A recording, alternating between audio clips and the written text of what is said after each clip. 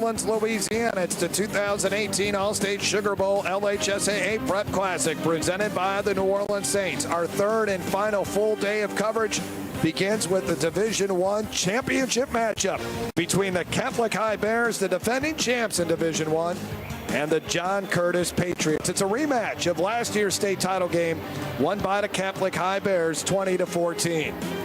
Hello, everyone. I'm Jeff Palermo, along with former Evangel and LSU star Jacob Hester. As I mentioned, it's a rematch of last year's state championship game as Catholic High has become the gold standard in Division I. They have won 2 of the last 3 state championships. Meanwhile, for John Curtis, it's been a while since they've won a state championship. In fact, since they moved up to the highest classification in 2014, they have not won a state championship game. But what's interesting about this rematch, Jacob, is I think both teams are better than they were last year when they met in this same venue. I think you're exactly right. When you look at what Catholic's done this year, beating a very good St. Thomas More in the regular season, their only loss is to a university lad school that's really beaten everybody's ranked nationally. So they might be better than they were a season ago when they won the championship game, and you're exactly right. Curtis continues to improve as well. I'm looking forward to a great matchup between 2 historic programs here in Louisiana. And what's interesting, the starting quarterbacks from a season ago are back here today. Starting off with the Catholic High Bears, Cameron Dartez, a very accurate passer, struggled early on in the semifinal game against Rummel, but eventually led the Bears to a come-from-behind victory over the Raiders. Now, you mentioned the stat when we were off air, 70% completion percentage. Anytime you're doing those numbers, you're having success because you're taking care of the football, you are completing passes down the field, giving your offense a chance. You stay above the sticks, right? You don't get in those third and long situations. That's what Dartez has done for the Catholic Bears this year. And he has a lot to handle, too. Anybody that has seen Catholic High play, a lot of shifts and a lot of motions. For John Curtis, Colin Guggenheim is their starting quarterback. He's been their starter since his freshman season, and he's a junior now, and his passing has improved. This kid is a total package. I mean, they've had some good quarterbacks at John Curtis. He's getting right up there as one of the best. Yeah, look, we all know a John Curtis quarterback's not going to specialize in throwing the football. They are going to run their veer option. But when you have that added weapon of being able to throw the football, as we see there, 10 touchdown passes on the year, right? It adds a different dimension to the John Curtis offense that the Catholic Bears have to prepare for. So all around, you've got to like this rematch, right? You've got 2 veteran quarterbacks who have been in this game before, a rematch of last year's title game. I'm excited about this matchup. Should be a really good one. And one thing for John Curtis offensively, their running backs, they are fast. It will be tough for that Catholic High defense to keep up with them. It's the Division I state championship game. Everyone has been waiting for this rematch of last year's state championship game.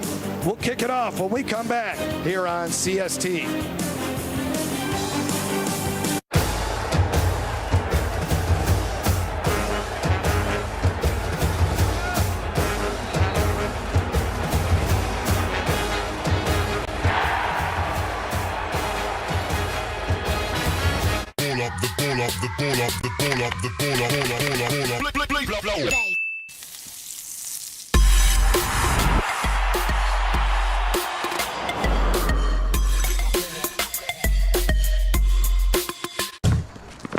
It begins with the ball.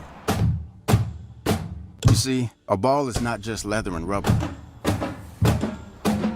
A ball is the seed that communities grow around. We're talking split-second moments that become indelible memories. It creates lifelong friendships. It's a reason for people to celebrate. A ball isn't just a ball. It's a life lesson. It's a tool you use to pursue your best. It's how you earn your greatest victories. How you learn to deal with failure. It's a test that you pass. It's a dream that you catch. It's a future you hold in your hands. It's not just a ball. Baden, the official ball of you.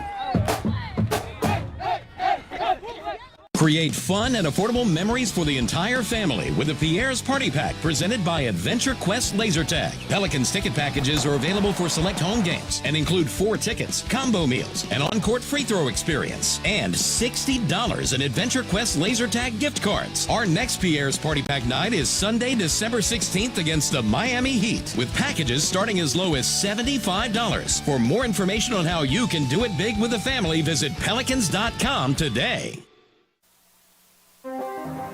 The 2018 All-State Sugar Bowl LHSAA Prep Classic, presented by the New Orleans Saints on Cox Sports Television, is brought to you by the All-State Sugar Bowl, title sponsor of all LHSAA state championship events. Kyle Ardwan, Keep Kyle, Secretary of State. Coca-Cola Zero. Want a taste of everything? Drink Coke Zero with real Coke taste and 0 calories. Roma Picks, official photographer of the LHSAA. The LHSAA Regional Healthcare Network, and by Gwen Collins Greenup. Elect number 3, Gwen Collins Greenup, Secretary of State.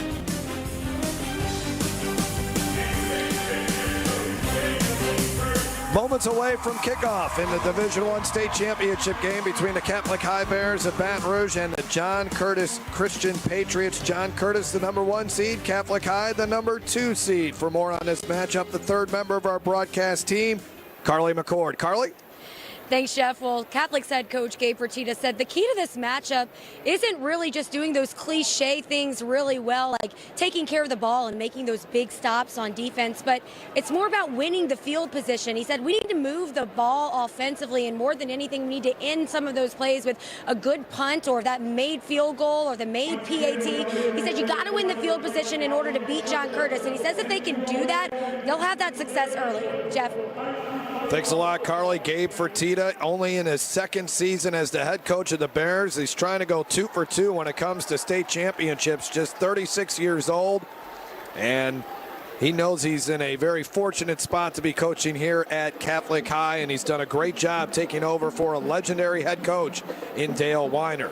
Speaking of legendary, they don't get much more legendary than John JT Curtis, as he is coaching in his 50th season. Of course, the second winningest coach in all of high school football, and it would be proper for many, believe this anyways, unless you're a Catholic High fan today, for him to win a state championship in his 50th season as a head coach. I mean, truly remarkable what he's been able to do, the success that he's been able to sustain, right? It doesn't matter who he loses, what comes in, what goes out, he stays consistent. He has his program always in a spot to be in a championship game and win a championship. So the rematch about ready to begin. JT Curtis said there wasn't much talk really all season long about what happened last year when these two teams met. 20-14 win for Catholic High over John Curtis. It's moving on to the next thing. I'm sure the players have thought about it a lot, but that's not how JT Curtis's mind works. Catholic High student section, one of the more loud student sections in high school football. They are here in force on this Saturday afternoon in the Mercedes-Benz Superdome. Glad you could join us. Should be a fantastic day of high school football once again. Yesterday was tremendous with as many points that we saw scored, and it's now time for our kickoff, as getting a good boot into it is Matthew Goodson. Corey Wren taking it from his own 2-yard line, and Corey Wren only able to get up to the 18-yard line. Great job by the Catholic High kickoff coverage team. The Bears are always so solid on special teams. Getting down there and making a tackle is Michael Grizaffi. So there's the quarterback for the John Curtis Patriots, Colin Guggenheim. His throwing has certainly improved. He's thrown for over 1,000 yards this season, and he can make some big plays. And also a very good runner as well. Hey, no pressure, John Curtis, but Jeff and I have had touchdowns either in the opening kickoff or first play of the game that we've been covering. So the ball's in your court. Let's see what you got. Let's see what they can do. They got some running backs that can take it to the house, that's for sure. As Guggenheim barking out the signals as we get this Division I state championship game underway. And just an ordinary, typical start for most high school football games as Makai Smith runs it off the left side for about 4 yards. Let's take a look at the starting lineups for the Patriots, who are undefeated this season. Connor Orgeron, the tight end, has 4 catches on the season. Javon Davis, he's a freshman. They think he might be the next Malachi Dupree coming out of this high school. And then the offensive line features just one senior, Preston Guidry, but still a really good offensive line. Not big, but certainly very effective. And more of that veer attack for John Curtis, and good hard run by Colin Guggenheim. He's 6 foot, 190 pounds, and he's a strong runner. Loves the game. No, you're absolutely right. Look, he got hurt in this matchup a year ago. You know that he's been waiting on this all year long. The coaches might not have been thinking about this game. I can promise you this young man has. Colin Guggenheim put on 10 pounds of extra weight in the offseason, made him more physical of a runner, got him a little faster. You mentioned he got hurt. Broke his finger, his index finger, in the second quarter of last year's state championship game. Here's the Bears starting lineup on defense, allowing 20 points a game. Elijah Reams is a guy that gets in the backfield quite a bit. Landon Richard, Patrick DeLotte in the secondary. Jonathan Mestier makes a lot of plays for them. And this is your typical John Curtis drive. 4, 5, 6, 7 yards at a pop. 5 yards on that carry. And they just methodically move down the field, and then eventually they'll try to hit a big play on you through the air. As you look at what Guggenheim has done on the ground, his dad played for J.T. Curtis in the early 1990s, and he ended up as a fullback at Iowa State. Colin Guggenheim has been in his share of big games. Last week, or actually 2 weeks ago, they beat Evangel in the semifinals 56-34, so they can put some points on the board. Not much running room there, as Harper Massey, along with Hayden Shaheen, combined on the tackle. Catholic High defensively a 3-4 front. They switched from 4-3 to 3-4 really midway through the season, moving to 4 linebackers with Shaheen, Patrick DeLotte, Landon Richard, and Harper Massey. Mentioned that game a couple weeks ago against Evangel for John Curtis. They were down in that game, right? Able to put up a lot of points. Evangel didn't have an answer at the end of the day after coming out to a big lead. Guggenheim wanted to throw. There was pressure in the backfield, so he tucks it and runs for nearly a first down on second down. They'll bring up a third down and short, and there's a little veteran presence there, Jacob. A Bear defender got in there pretty quickly, but he decided, you know what, I'm not going to throw that football. It's a smart play. It wasn't there. Instead of having a negative play, turns it into a 7-yard gain. It's a really nice play, as you mentioned, by a veteran quarterback who's been in this game. We can't stress that enough. Both these quarterbacks being in this game a year ago, that helps these teams be able to put trust in them. That was Christian Menino who got in the backfield. He has 3 sacks on the season. Third down and short, and they run the football once again, and that's another first down for the Patriots. That's Chauncey Crum. John Curtis has 5 running backs that they could turn to today. They're going to rotate them all in. Mekhi Smith, Corey Wren, I would say, would be the top 2 guys. But Chauncey Crum is good. He's averaging 7 yards a carry. Shane Goins is a leader for this team, averaging 7 a carry. And they've been able to get August Berry involved as well. So a lot of different running backs. Try to keep them fresh throughout the game as the Patriots continue to move on this first drive. And Guggenheim, only for a couple, is coming around the left end for the Catholic High Bears. That was Michael Cernatovicus on the tackle. But look, this is what John Curtis wants to do.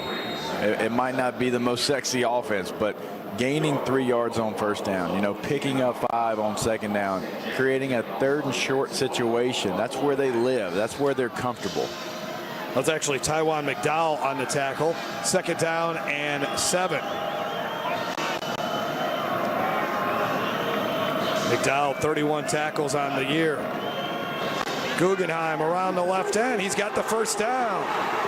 And another nice run. Bo Bacchus, 37 tackles on the season, on the stop. And we're seeing a very effective drive here for Guggenheim, who's rushed for over 40 yards on this opening drive. Nice pull right there by the left guard. Quarterback's patient, gives the puller time to get out in front of him, able to read that block there. Bears defense has played well in the playoffs, holding Rummel to 10 points. Rummel took the opening drive on Catholic High and scored, but that was it. The only touchdown for the Raiders on the night. Not much running room this time off the right side as Patrick DeLotte there defensively for the Bears as you take a look at Chauncey Crump. That's what makes this offense so frustrating for defenses, though, right? It looks like you've got them stopped, not a lot of yards there. Well, you look up, it's 4 yards, and now it's 2nd and 6. Like, you can't stress that enough, that this is what Curtis wants to do. They want to gain 4 yards and make you think that you have them stopped, and they'll just continue to drive the football down the field and take time off the clock. 11th play of the drive, Mekhi Smith, Corey Wren, the 2 running backs, and getting the ball is Mekhi Smith. Mekhi Smith to the 5, to the end zone. Touchdown, Patriots, no flags. 20 yards for Mekhi Smith. His 8th touchdown of the season.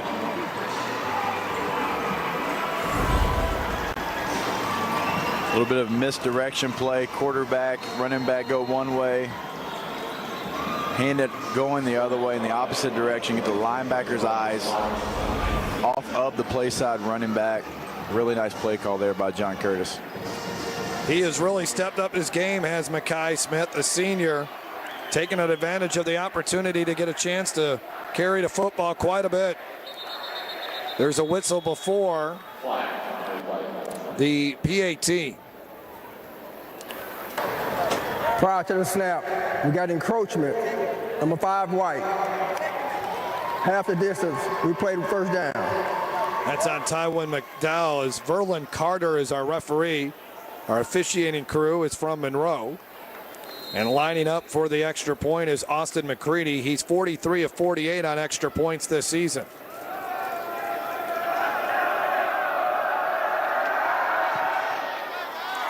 And it's through the uprights.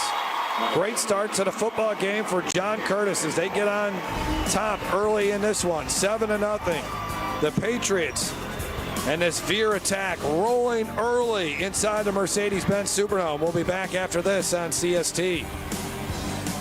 People have come to a craftsmanship, Cribs Incorporated, for every roof or sheet metal job. We're gonna do the best, and here's the proof. For more than 50 years, our name stood above the rest. Look up and you'll probably find Cribs Incorporated quality. People look up to our craftsmanship, Cribs Incorporated. I'm Secretary of State Kyle Ardwan. For nearly a decade, my top priority has been protecting the integrity of Louisiana elections. Since my first day in office, I've put Louisiana voters first, and I always will. Louisiana leads the nation in election security. This office is too important to allow on-the-job training. I'm Secretary of State Kyle Ardwan. I'm asking for your vote to continue fighting for you.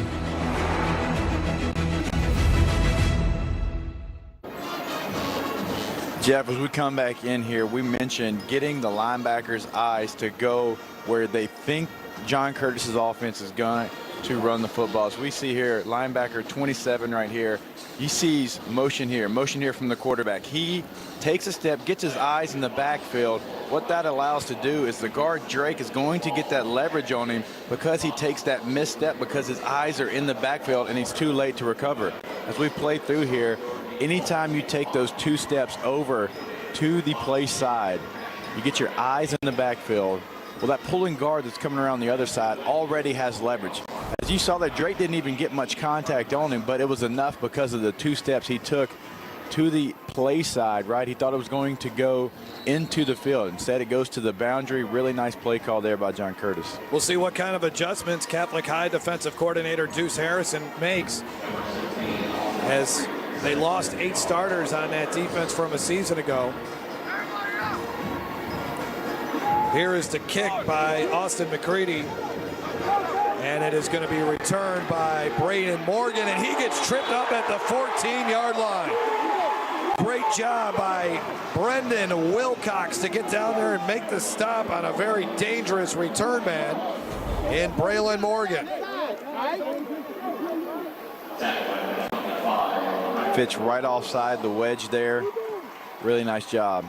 Special teams coaches kind of tell you, hey, stay skinny on that wedge. You don't have to hit that wedge. We have guys responsible for those gaps in that wedge. You're responsible for fitting right outside of it. That's what he does there. Stay skinny, avoids the wedge. big tackle. There's a look at the numbers for D'Artes, and he can run the football a little bit. 61 yards rushing in the semifinal win over Rummel as the Bears go to the ground on their first offensive play from scrimmage, and they pick up 5 yards. That is Joshua Parker. Let's take a look at the starting lineup. So Parker is their leading runner. Brandon Hubick's a good tight end. Greg Martin, Forrest Roy, Edward Francis, the wide receivers. Your offensive line, Brian Hibbert is a good one.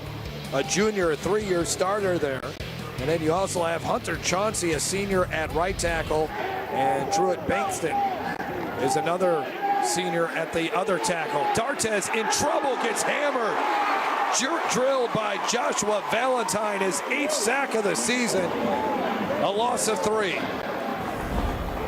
It's a really nice job by John Curtis. Look, they're not trying to do something special. They bring 4 here. You see a 5th add just at the end, but it was already too late for Catholic. That front 4 of John Curtis already had the pressure without having to bring that 5th guy into the picture. There's the numbers on Valentine. He has been impressive this season for the Patriots. 3rd down and 9. D'Artes to throw. He has time, and his pass is too high, and it's an easy interception. Dante Thomas, his 3rd pick of the season, and he gets thrown out of bounds, and the Patriots are in business again. Already up 7-0. You're exactly right. We talked about D'Artes being efficient. This one just gets away from him, sails on him, ends up in the defensive back's lap. Had a guy there, looked like there was some space on the curl route, gets away from him, picks up a couple yards on the return as well. John Curtis has got some energy. We got the momentum, obviously. We have a sideline warning on John Curtis. That'll be the first of the game. Only the 5th interception of the season by D'Artes. And here comes this Patriots offense, and JT Curtis, he'll take that sideline warning after seeing his team get an early interception. Great start for John Curtis here, picking up where they left off. You mentioned they fell behind early to the Evangel in the semifinal. Actually gave up a kickoff return for a touchdown on the opening kickoff. They got down by 13, and then they scored 28 unanswered points. And they start this drive inside the Cribbs Incorporated red zone for the 14-yard line.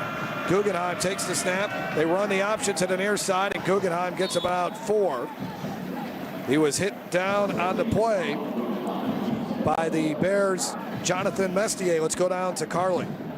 Well, guys, Mekhi Smith, he's just been an outstanding player for this program, and that's what John Curtis calls him. JT Curtis says that he's a program player. He continues to get better and better, but not only is he a good football player, he's a good person. He's always in the locker room encouraging the other teammates and making sure that they're doing everything they need to do in order to be the best out there on the field. He's done a great job developing as he's young and his body, just getting everything that he needs out of his physical ability. Touchdown run by Corey Wren into the end zone, and just like that, it's 13-0. Curtis on the 10-yard touchdown run by Wren, his 9th of the season. Doesn't get better than that. First drive, you do what you do, right? You run the football, you take time off the clock, then you come out defensively, you get a big sack, interception, get the ball back, you run your offense and you score. When you can run your offense, you don't have to do anything crazy. You score points, you have positive plays. It gives you so much enthusiasm and just energy. You can see it on the John Curtis sideline right now. Here comes the extra point try, and it is good. The John Curtis Patriots jump all over the Catholic High Bears, 14-0. 4:40 left to go in the first quarter. Guggenheim pitching it off to Wren. More coming up on CST.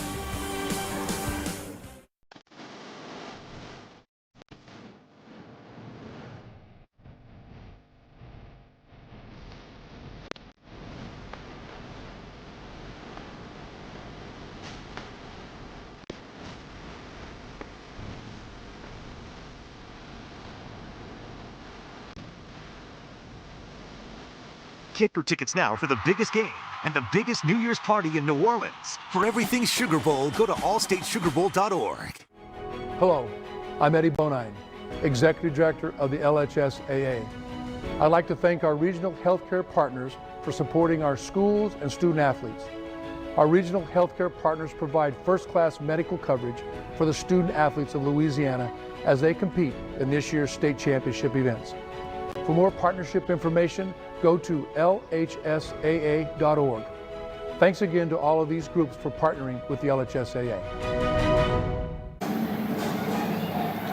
As we come back in, we're going to take a look at that last touchdown. Look, when you play option football teams, you've got to have a guy for the pitch, man. As we freeze it here, look, he's in no man's land, right? Do I take the quarterback? Do I take the pitch? Well, once you freeze right there, it's too late because this guy's got all the momentum. He's just going to continue into the end zone because you right here are stuck in no man's land. You don't know, do I have quarterback? Do I have pitch? You've got to be sound. You've got to have a guy for the quarterback and separately for the pitch because that's a tough play for any defensive back to make. When he's got both those guys, they've got full steam ahead on him. He's sitting flat-footed. They're continuing to try to get to the edge. It's going to be a tough play. As we saw there, you can't cover two guys with one defender. This one will be returned from the 10-yard line, and another nice job by the Patriots to get down there and cover it up quickly. First guy there was Corey Wren. I think Chauncey Crum was there as well. So there you take a look at Corey Wren on the TD run, 14-0 the score here. So Catholic High in a bit of trouble early on in this game. Earlier this season, they fell way behind to St. Thomas More, but came back to beat them. We saw St. Thomas More and the type of offense they have. So I know they just got to settle down here and obviously stay away from the turnovers. Yeah, look, there's no doubt about it. Catholic is going to stay composed. They're too well coached not to. And they got some talent too. Joshua Parker, good strong run there, close to the first down marker. We have yet to introduce you to the Patriots starting lineup on defense. We've seen Joshua Valentine get a sack. Colby Orgeron is a commitment to Tulane. Angelo Anderson is a good one on the season. There's also Matthew Jaden Barfield. Donald Clay is an SMU commitment. And there's also Dominic Brown as well. That was a gain of 8 for the Bears, and they go ahead and they give the ball once again to Parker. And Parker's got the first down. Joshua Parker's a good story. Really struggled with the injuries last year, had shoulder surgery, and then came back this season and rushed for over 1,000 yards, averaging 9 yards a carry, 15 touchdowns. And man, he is hard to bring down, breaks a lot of tackles. 1st and 10 at the 36-yard line. And that time John Curtis was offsides, I believe.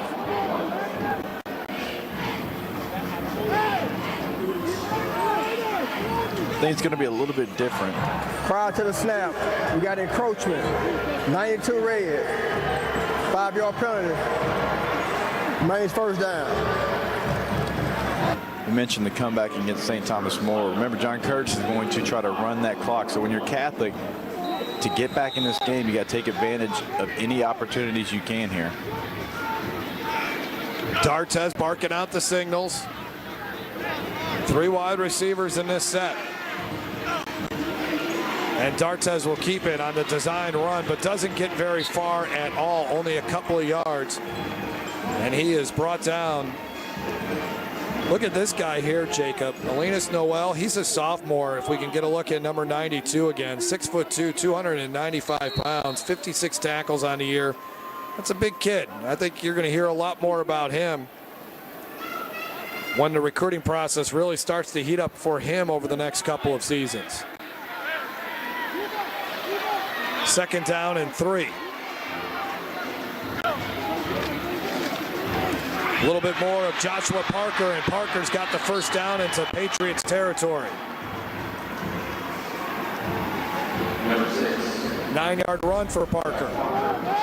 Really nice job cutting off the backside, getting your guys on the edge, sealed out for that gap there. On 1st down, D'Artes throws, and it's almost caught by Solomon Singleton. I don't think Singleton was the intended receiver. He ended up having a chance to catch it. There was another receiver there that was in the vicinity on the slant, and D'Artes, again, throwing the ball with a lot of zip early on in this game. Let's watch this one again. Yeah, that one's not intended for Singleton, but he almost got his hands on it. Very fortunate. Anytime that ball starts getting batted around, very fortunate not to have a turnover there. 2nd and 10, another running back introduced into the game for the Bears, and this is a good, but he almost lost the football there, and that's Jake Outlaw. Jake Outlaw had a 64-yard touchdown run against St. Aug in the quarterfinals. That time it's for 11 yards and a big first down for the Bears as they are moving the ball. Catholic High averaging 38 points a game. They average 242 yards on the ground.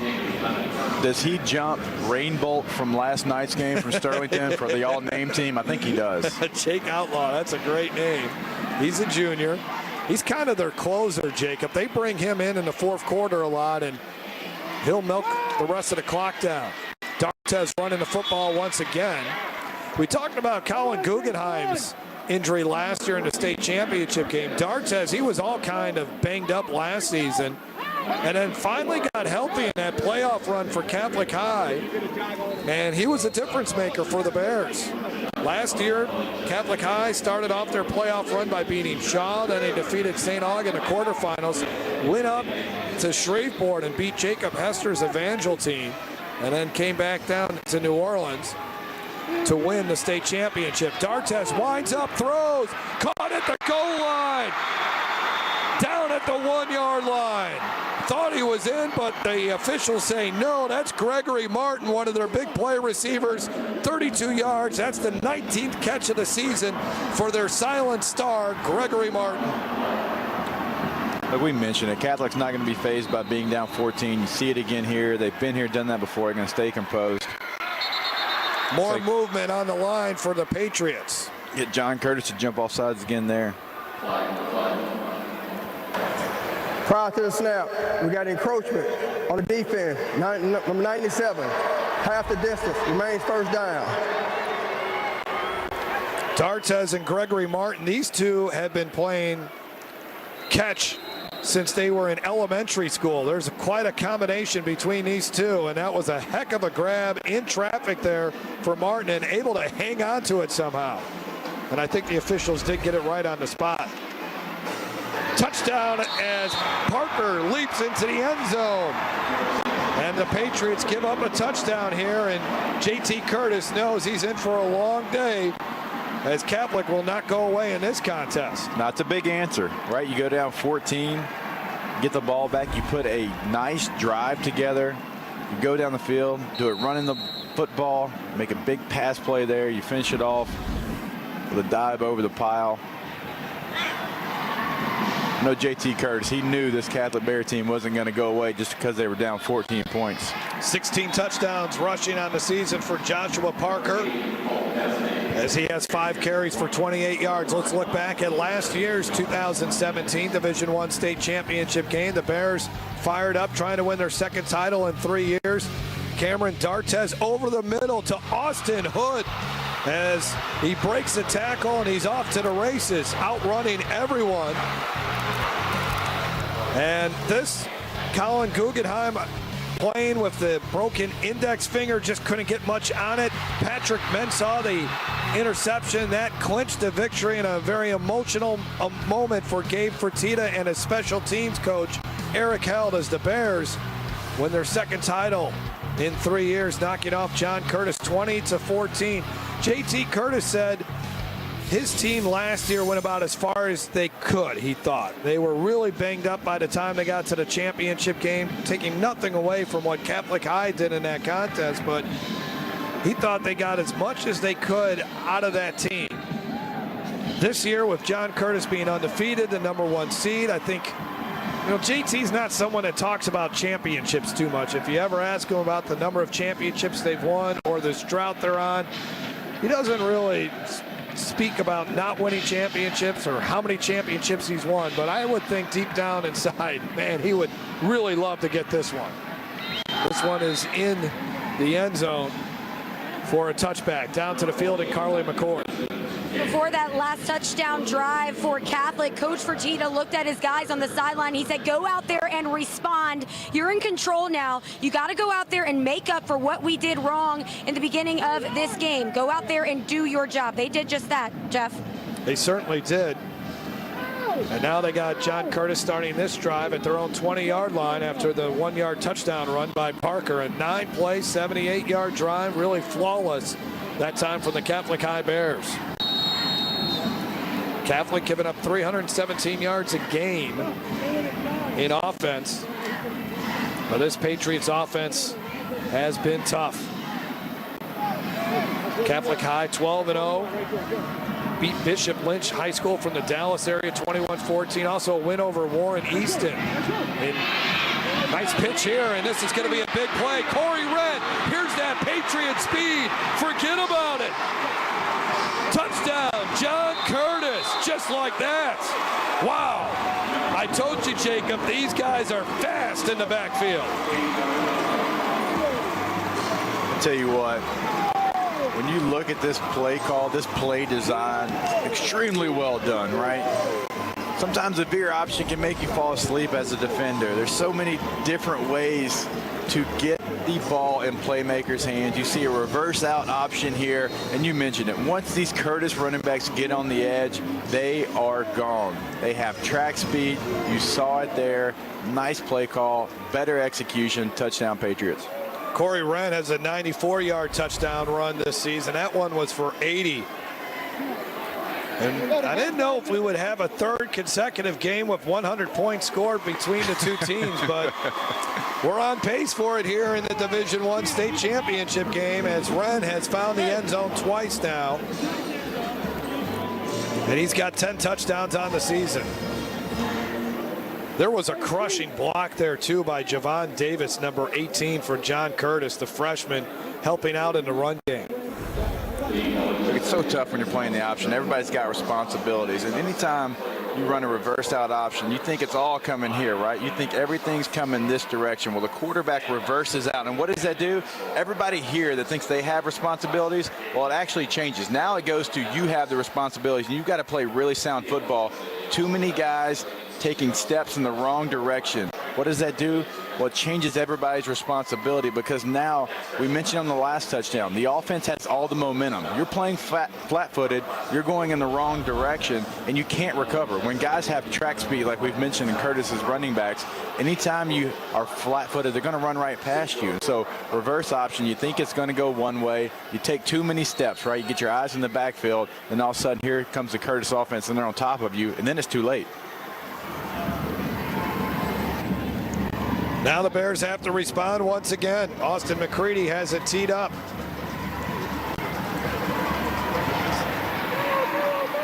And this is going to be returned. Oh, mishandled for a second there from the 4. Braylon Morgan got smacked. Wow. Chauncey Crum comes in and makes another tackle on special teams.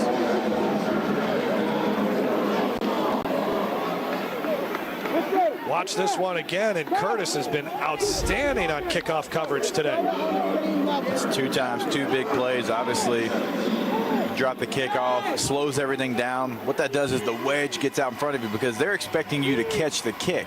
And then once you drop it, there's just too much separation. It allows the defenders to get between the wedge and the returner, and that's why you see a big hit there. And now Catholic has to start on their 16-yard line, opposed to getting a good return, getting good field position, because that separation after the muff, the drop there. Brenton Clofer also in on the tackle. And the Patriots are some kind of fired up. In the games that I've seen John Curtis lose in state championship games, they get behind. And we know they can't, throwing the football is not their thing. But when they're up by a touchdown, 2 touchdowns, and they're controlling the game like they are so far here, they're tough to stop. Cameron Darts has another nice run right up the middle, very close to that first down marker.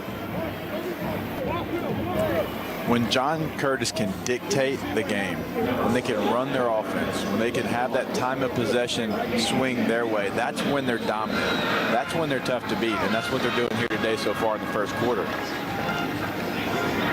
On first down, a run of about 3 or 4 on the carry. Braylon Morgan getting a chance to carry the football, 438 yards rushing. He's also really good catching the football, 22 catches on the season. He got 3 yards on that carry.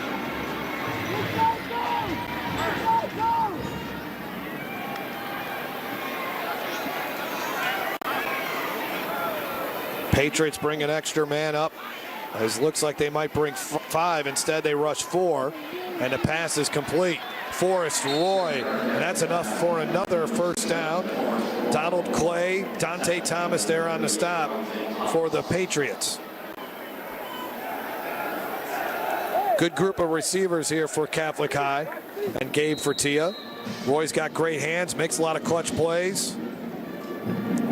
He's developed into a productive receiver.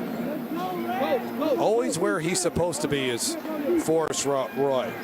Running a lot of precise routes. 1st and 10. High snap, D'Artez. Not much running room that time. Falls forward for 2. On the stop for the Patriots, that's Angelo Anderson, 6'3", 245 pounds. And that's the final play of our first quarter. The John Curtis Christian Patriots trying to win their first state championship since 2013 when they defeated U High. They're up by 14 here on CST.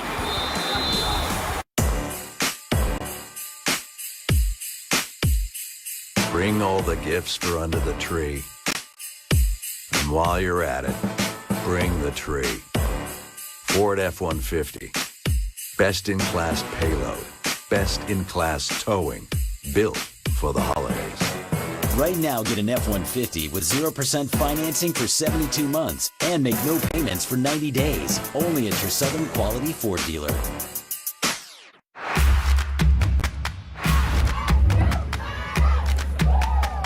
It's a battle of Louisiana's best.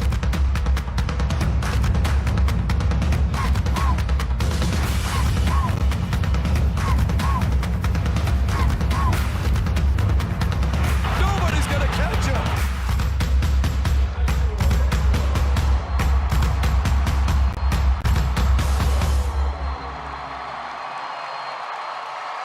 It's only a matter of time until your check engine light comes on, or worse yet, your car needs repair. That could mean a big surprise auto repair bill. That's why it's so important you call CarShield today. I was elated that I had CarShield. I was more than happy. It's no fun when you have a car and it's broken and you can't pay for it to get it fixed. So, if your vehicle has 5,000 to 150,000 miles, just tell us the make and model of your car or truck and get an instant plan quote. In a matter of minutes, you can be covered.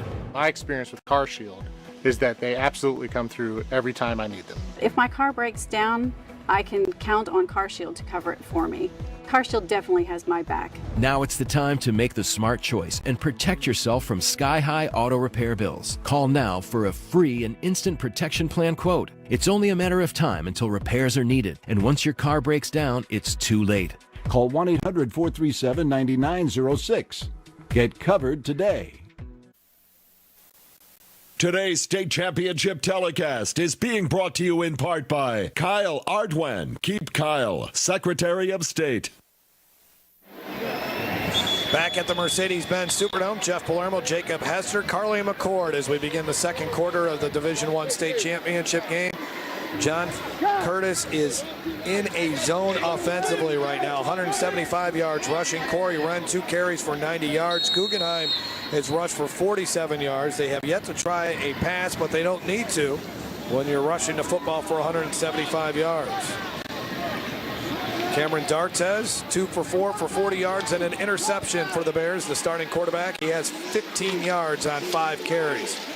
Misdirection play here, but it does not do much as it was snuffed out perfectly there by Joshua Valentine, who makes another nice play for the Patriots. Yeah, John Curtis, a disciplined football team. You saw Catholic motion the guy out. Looked like they were going to try some kind of a double pass. They fake it. They pump fake underneath, almost a Statue of Liberty type of play. John Curtis is sitting there waiting on it. Really good discipline. 3rd down and 8. This is big here for the Bears. On the season, they are 42% on converting 3rd downs. Pressure coming, and down goes D'Artez. They got to him. Matthew Jane from his linebacker position, a loss of 6, and Catholic High will have to bring out the punt team.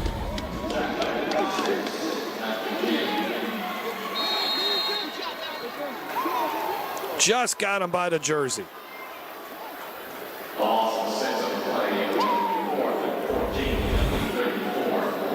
So Cole Kazanov comes out to punt. He was the star in that semifinal win over Rummel, kicking a 48-yarder and also a 35-yarder to win it, and he's a good punter as well. Probably the best punter in the state. He didn't get off a great one there, but it's going to take a good Catholic high bounce and roll. And it will be down at the 25, ends up still being a 41-yard punt. As we go back and take a look at that last play here, what you see is, look, this linebacker is just going to blitz right here. This back is cross king. When he comes across, you've got to be careful. You got to stay inside out, push him out, roll him across the quarterback, because if you don't, you're going to get beat. And it's a tough thing to do as a running back. But as we take a look, he overcommits, bull rush, and then gets the linebacker right there on the sack, right? You've got to go from inside out. You can't go head up. You can't go outside. You've got to push that defender, that blitzing linebacker, across the pocket, let the quarterback step up. Patriots 2 sacks on the afternoon as Guggenheim runs the football, and hard run for about 5 or 6 down to the field, and Carly McCord. Well, Jeff Jacob, Coach Fertitta definitely knew that this could be a situation that they would be in. He said when you go through this Curtis team with a fine-tooth comb, you see that these guys don't miss anything. It's not like they just pull out that 1950 Curtis playbook and knock down the dust and do it again. He said they tweak, they adjust, they tinker, and it's the little bitty things that if you weren't really paying attention, you'd miss it. Jeff? 7-yard run that time for Guggenheim, and because Guggenheim is a 3-year starter as a junior, this offense has expanded as they got more plays in the playbook now. Corey Wren bouncing it to the outside, and Wren will get up to about the 42-yard line before he's finally brought down. And there is an injured Catholic High player.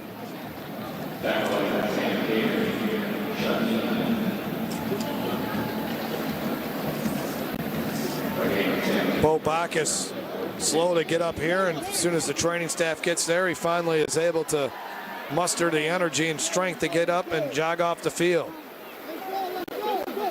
I told you about how fast this John Curtis backfield is. JT Curtis will tell you it's probably the fastest backfield he's had since Joe McKnight was back there. Now, there's not a Joe McKnight back there running the football, but as a collective group, it's about as fast as they were during the Joe McKnight years. Definitely faster than one of my former teammates, Jason Spadoni, at John Curtis. J-Spa, if you're listening, I can still beat you in a race.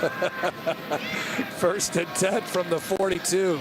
They keep it on the ground, and that time not much running room by Crum, as it's only a 3-yard pickup for the junior running back. Look, we mentioned the team speed and the running back speed and getting on the edge, but all that is set up because of the job the receivers do on the outside, staying with their guys, right? Staying locked up on those corners, on those safeties. It allows these running backs to get to the edge. A couple plays ago, Buckley was the guy that we saw staying on his defender, allowing the running back to get to that point. 2nd down and 7 here for the Patriots, who have won the Catholic League title 3 consecutive years as Guggenheim runs around the right end. And Harper Massey, one of the Bears there to bring him down. So 3rd down coming up. You go back to last year's state championship game. Catholic High was just 2 of 9 on 3rd downs. And for the Bears, they need a 3rd down stop here. The Patriots have scored on their first 3 drives of the game, and so far John Curtis is 1 of 1 on 3rd down, and they've done it all on the ground. 18 rushes on 3rd down and 4 here. I would imagine they keep it on the ground. If you're Catholic, watch the misdirection. That's what they've had success with all day long so far. Guggenheim runs the option, keeps it, and he is brought down a yard shy of the 1st down. Exactly what the Bears needed. Patrick DeLatte, a junior, 48 tackles on the season, brought him down. Let's see what JT Curtis decides to do. I think they go for it. I think so too. You've had success. You've moved the ball. You've had positive yardage every time you've run the football. We haven't seen Catholic break through and get that tackle for a loss. It's a 1 yard. Hey, it's man on man. You know what's coming. See if you can stop it. Double tight end look here for the Patriots. Quarterback sneak for Guggenheim, and that's enough for a 1st down by a half a yard. Hard to stop that play. second effort. You mentioned, hey, those extra 10 pounds, you kind of joke about it. Those things matter. I mean, when you have kind of that extra build, that frame that you didn't have a year ago, you can have plays like that. Looks like a little bit of a different quarterback. I know he was banged up a year ago. He had a broken index finger. He even looks faster adding 10 pounds as well. He has a real understanding of the game, according to J.T. Curtis. At the 47-yard line now as this drive continues for the Patriots. Guggenheim keeps it. Now he pitches it, and it's a great pitch. And it ends up getting some additional yards for the Patriots up to the 40-yard line, out to Mekhi Smith. You know, it's a business decision when you're playing quarterback in the veer option, because you know when you pitch it, you're going to take one of those hits. He takes one here, but you know what? You're exactly right. It's a great pitch, right decision. Gets his guy on the edge, picks up 6 yards on first down. That's what Curtis wants to do. The Patriots rush for 401 yards against a very good Evangel defense in the semifinals as they run the football this time with Shane Goins, and finally a tackle behind the line of scrimmage. Bo Bacchus, that's only his second tackle behind the line of scrimmage as Curtis is really starting to bring up, Catholic starting to bring up the safeties. Eventually, Curtis is going to throw one deep here. Yeah, you mentioned that's the first tackle for a loss that the Bears defense has. John Curtis has really been getting pushed on that defensive line. Safety start to creep up, right? At some point, you're exactly right. Curtis is going to try to take the top off the defense and hit a big shot down the field. 3rd down and 5. They run the option. Guggenheim puts his head down and barrels his way towards that first down marker. It's close. We'll see where they spot it, but they are moving the chains. That's a first down for the Patriots. A great run by Guggenheim, who had 130 yards rushing and 4 touchdowns in the semifinal win over Evangel.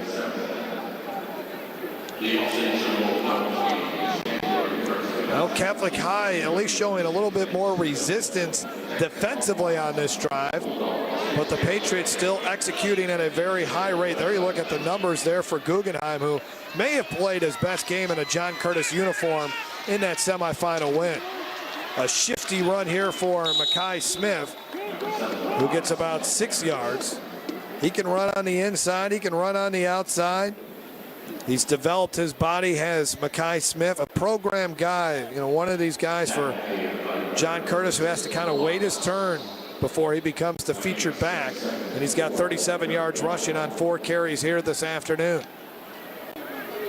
Under 5 minutes to go in this first half, and John Curtis trying to expand its lead. The Bears could really use a turnover right about now. And Guggenheim will be brought down behind the line of scrimmage. Good penetration. Getting back there defensively, Christian Menino, a sophomore, his 7th tackle for a loss this year. This is what Catholic has to do, right? They have to get these tackles for loss, because on the first down, you allowed them to pick up 6 yards. So now it's 2nd and 4. That's where they want to live. So now you're in a 3rd and 5 situation after the tackle for loss, and they have to start thinking about throwing the football. They have to start thinking about maybe doing something outside of their comfort zone. 3rd down and 5. Patriots 2 of 3 on 3rd down. Guggenheim will throw for the first time. They want to set up the screen, and here it comes to Corey Wren. Corey Wren gets stopped at the 35-yard line. They lose some more yardage there. Great job by the Bears defense, led by Elijah Reeves. Timeout. Catholic High calls a timeout here, their first of the half. We'll take it with them. A big 4th down coming up with the Patriots up by 14 points. 3:54 left to go. Gabe Fertitta, he needs his defense possibly to make one more big play. Joe Brown Park has always been a kind of haven, but the storm left it in a mess. Kids that don't have a safe place to play and go to end up in trouble. After Katrina, I didn't know if Joe Brown would ever come back, but it did, and today its facilities are second to none. We're developing kids that will become champions in our community, in school, in business, and in life.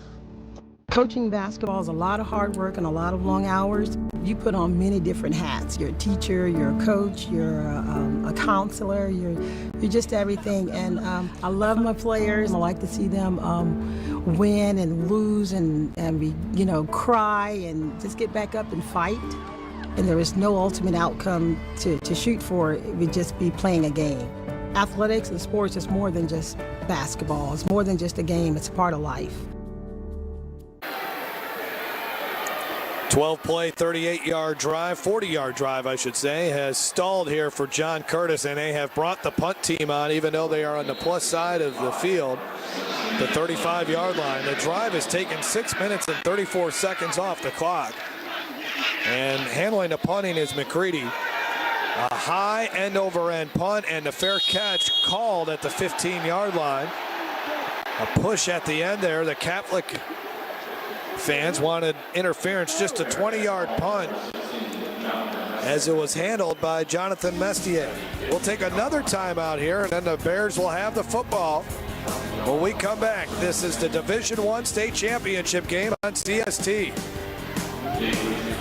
People look up to our craftsmanship, Cribs Incorporated. People look up to our roofing. We craft each job with care.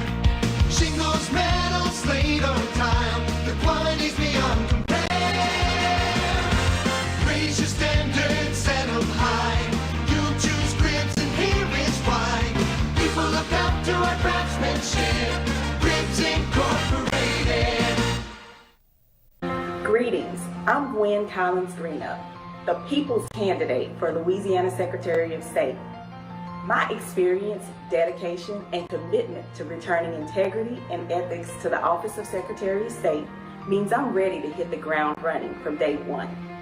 The Office of Secretary of State should be accessible, informative, and accountable. I'm asking you to vote number 3, the experienced candidate with the qualifications to get the job done. 21-7 is our score. 3:46 left to go before halftime in the Division I state championship game. The Patriots have led throughout. Cameron D'Artes threw a costly interception that resulted in 7 points as Gabe Fertitta's team is down by 2 touchdowns, but they got an opportunity here to close the deficit after their defense finally stopped John Curtis. Setting up the screen, dangerous pass, but it's going to work out nicely for the Bears, as that gets them a first down to the 28-yard line. Nice job there by D'Artes, throwing that ball through traffic, and the pass was caught by Braylon Morgan for 13 yards. Hurry up offense here for the Bears. They want to make sure they get some points on the board before halftime as Morgan runs the ball again, moving the pile forward, and it's still moving forward. He will not go down all the way up to the 45-yard line. So many times, Jacob, you see plays like that really turn the momentum. 18-yard run there for Morgan.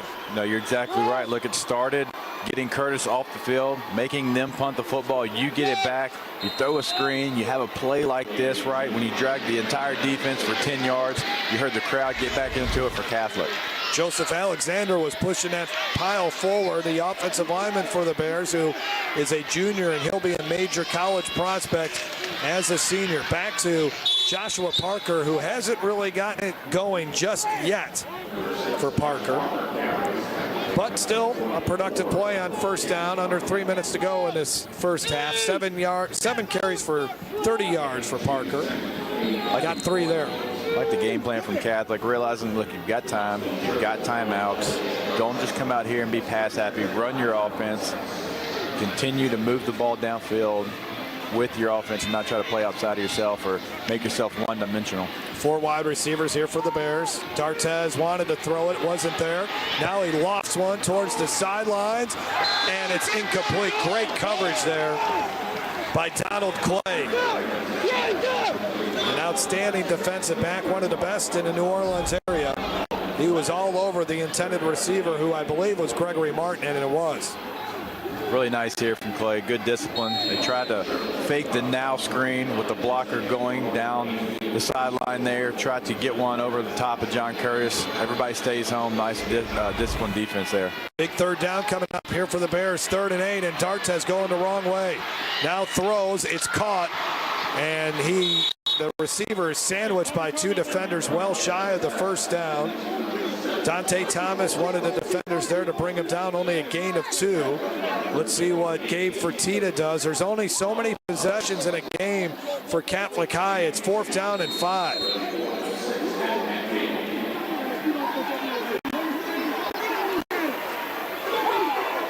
It's like right now he's got to keep the offense on the field. You mentioned it, right? How many times you can get the football when you go against a John Curtis team? 4th down and 6. They'll go for it here. Dartez looking, throws, and it's caught by Singleton, but he didn't get far enough for the first down. He's a yard shy. Oh, he didn't run his route long enough. You've got to know where the sticks are. You've got to know, I've got to push this up an extra, not only yard, probably 2 yards as you come back down the stem and catch the football here. And a great tackle by Caleb Spann. So the Patriots take over. They got all 3 of their timeouts, and they got 1:37 to work with. You're exactly right. Look, they've got all 3 timeouts. I wondered if they would try to take one there to stop the clock. Catholic decides to go for it, so they save their timeouts. Everything's still up for John Curtis with those timeouts. Guggenheim will throw. Now he'll run it. And Guggenheim finds a seam. He's got a first down all the way to the 35-yard line. Another little wrinkle at you, right? Yeah, you've got to come away impressed with what they've done offensively. We all know the veer option. Well, they can do everything and anything you want off of that veer option, right? They've been creative in this football game. Guggenheim drops back. Oh, wait a minute. It's a quarterback draw. The defense is already backfilling, getting into coverage. Now Guggenheim winds up. Man open. Complete. First down. And that shows that Guggenheim can throw the ball with effectiveness. And there's Javon Davis. As I mentioned earlier, he's a freshman who they think is going to be really special when it's all said and done. Can really make the big play for you offensively as Patriots in hurry-up mode now. And Guggenheim mishandles the snap, has to fall on it, and John Curtis will use one of its 3 timeouts. You could watch an entire... We have a timeout. John Curtis, every day first of the half. But that's not what John Curtis is used to, up-tempo offense, right? I mean, take them a little bit out of their comfort zone, and sometimes those things happen. I was going to say you could watch an entire John Curtis season, though, and not see a mishandled snap because they are under center so often.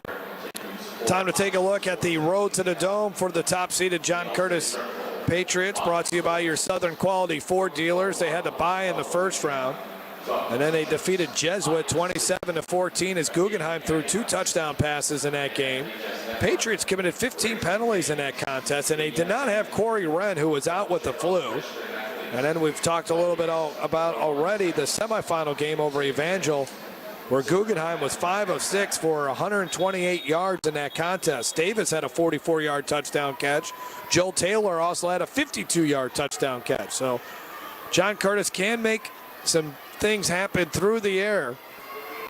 They're facing 2nd down and 13 here with 63 seconds to go before halftime, and really a must stop for the Catholic High Bears, who will get the ball to begin the second half, but they would like to be down only 2 touchdowns instead of 3. Mekhi Smith, the man in the backfield, 3 wide receiver set here for the Patriots. As Guggenheim will look to his left, pump fake. They throw it deep, and it's intercepted, I believe. Yes, it is. Big time turnover there. Bo Bacchus gets the interception, his 2nd of the year, as they turn away the John Curtis Patriots. We just saw Catholic try the same exact play, right? You fake the now screen, you allow the blocker to go upfield. Right there down the sideline, you try to hit him on a big go route. Doesn't quite get enough on the throw. The receiver actually almost comes up with the football. Really nice play, though, by the defensive back to hold on for the interception. That's what Catholic had to do, right? They cannot allow them to get into the end zone right before the half. We'll see what they do here, right? You're backed up. You can't really try to get too crazy. You get the ball coming out of the second half. Live to play another day if you're the Catholic Bears right here. Only the 3rd interception of the season. And they'll run the football with Parker, and Parker loses a yard. Well, maybe he got back to the line of scrimmage based on forward progress, but Let's see if the Patriots start using their timeouts. We have a timeout. John Curtis, that'll be the second of the half. That'll give us a chance to take a look at Catholic High's road to the Dome, the number 2 seed. And they beat St. Aug once again in the playoffs for the second straight year. Last year they beat them 7-3. This time around 42-19 as the Bears rushed for 359 yards.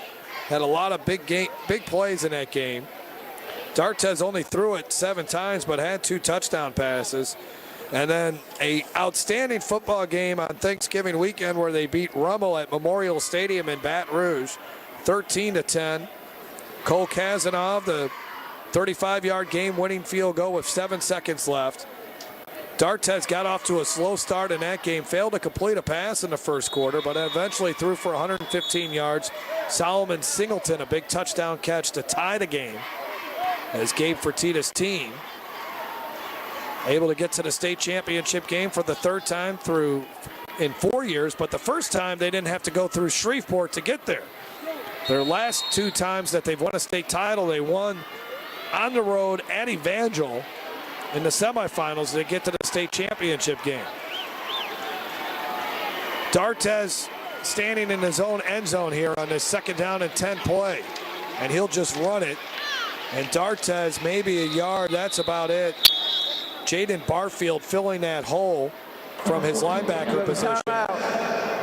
John Curtis, that'll be a last timeout of the half. So the Patriots stop the clock with 45 seconds left. JT Curtis in his 50th year. Can you believe that? Jacob, can you imagine doing something for 50 years? And not only doing it for 50 years, but doing at a very high level of success, right? One of the best coaches to ever do it in the entire country, not just New Orleans area, not just Louisiana, but he is one of the best to ever put on a headset to call high school football. It's really impressive what he's been able to do. Former 210-pound nose guard at Arkansas. He replaced his dad as head coach as a 22-year-old. And that first Patriots team, believe it or not, went 0-10. Then year 2, they went 8-2. Their first win was over Delta Heritage, a 14-0 win.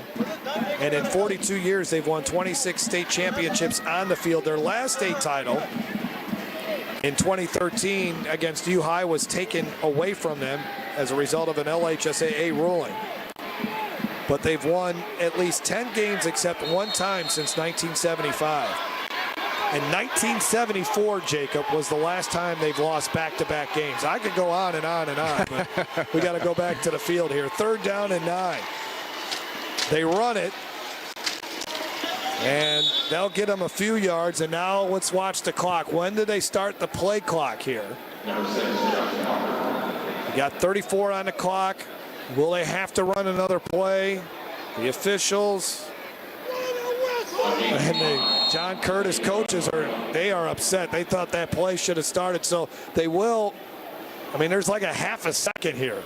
Yeah, look, the officials need to get the ball spotted a little bit sooner. They took entirely too long. They threw it back and forth between each other a couple times. I understand why the Curtis coaching staff would be upset with the start of the clock there. So Catholic High will just take this down as far as they can, and they'll call timeout with 1 second. Or do they? No. I guess that's the end of the first half. And now the officials, are they going to talk about it? I think there should have been a half a second left. The play clock was a little bit faster than the game clock there. Not by much, but there was a difference. Curtis believes they should have at least 4 seconds left on this clock. You saw the officials really had a tough time spotting the ball there. Kind of threw it back and forth. Didn't really get in a hurry to get the ball spotted. And there's the delay of game. We have a delay of game foul against Catholic. There'll be 1 second left on the clock. So let's see what the Bears decide to do with 1 second. You got 4th down. I would imagine you just take a snap and you knee it. Make sure D'Artes, before he knees it, he sees it. We have a timeout by Catholic. That'll be the 2nd and a half. Just take a knee, but make sure there's 0 seconds on the clock when you take the knee. At the top of the hill, we blew it. The play was over with 40 seconds. Uh-oh. Verlin Carter giving us the mic'd up version of the discussion. Well, I think he just told on himself. He said the play was over with 40 seconds. It's a 25-second play clock. It took him 15 seconds to get the ball spotted. They were in no hurry to spot that football. Again, our officials from Monroe. As in the playoffs, you get an officiating crew that is not associated or not from the area where the two teams are playing from. That's the rule playoff-wise. And during the playoffs, the coaches have to agree on where the officiating crew comes from. I think once you get to the state championships, then it's the LHSAA who determines. But again, they're not going to get an officiating crew from Baton Rouge or from New Orleans. They'll get someone. So they'll line up in victory formation here, and or at least I think that's what they're. Yeah, that's D'Artes is out there. A very anticlimactic end to this first half. It took a while to get there, but here we are. John Curtis started out fast in this football game. 3 touchdowns. That'll be the end of the half. In the first half. In fact, all our scoring was in the first quarter here. John Curtis had a long drive in the second quarter that resulted in no points. That took 6 minutes and 34 seconds off the clock. And the Patriots take a 14-point lead into the locker room. Again, Catholic High won last year's state championship game 20-14. Bears are going to have to put up some more points in the second half. They will get the ball to begin the second half, so they have a chance here to get within one score and really make this a contest heading into the fourth quarter. Down to the field in Carly McCord. Coach, it seems like there was some confusion there with the clock at the end of the first half. What did the officials tell you? Well, I just didn't think they should have allowed them to change the ball to the opposite side of the field. It gave them like an opportunity to run the clock, and we couldn't do anything. I thought the ball should have been marked, set, and we'd have had about 12 seconds. It was a difference in us having an opportunity and not. Coach, this is a 2-possession ball game, and Catholic gets the ball to start the second half. What's your message at halftime to make sure your guys stay motivated? Oh, we got to keep playing. There's no question. This team is capable of making big plays, and so we've got to continue to play good on defense, control the ball along the line of scrimmage, have a chance to win it. Coach, thank you. Good luck. Thank you. Jeff, we'll send it back to you. Thanks, Carly. As the John Curtis Patriots up by 14, they have harassed Cameron D'Artes. Their defense has been tough in this game, and their offense has been very efficient. We'll be back after this on CST. Create fun and affordable memories for the entire family with the Pierre's Party Pack presented by Adventure Quest Laser Tag. Pelican's ticket packages are available for select home games and include 4 tickets, combo meals, an on-court free throw experience, and $60 in Adventure Quest Laser Tag gift cards. Our next Pierre's Party Pack night is Sunday, December 16th against the Miami Heat with packages starting as low as $75. For more information on how you can do it big with the family, visit pelicans.com today. Best tailgate, brisket. No, real football y pollo asado. Hoops and wings. Dude, subs. Hot dogs. Chili dog. No, Dodger dog. It's gotta be crawfish. Now you're talking. Burgers. 7-layer dip. Ribs. No contest. Hummus. What? You need a hot grill. And an ice cold Coke. Of course. Football and Coke. Come on. It's got to be Coke. Game day. Race day. Calls for Coke. You know it. Grab yourself a Coke. It's tailgate 101. It begins with the ball. You see, a ball is not just leather and rubber. A ball is the seed that communities grow around. We're talking split-second moments that become indelible memories. It creates lifelong friendships. It's a reason for people to celebrate. A ball isn't just a ball. It's a life lesson. It's a tool you use to pursue your best. It's how you earn your greatest victories. How you learn to deal with failure. It's a test that you pass. It's a dream that you catch. It's a future you hold in your hands. It's not just a ball. Biden, the official ball of you.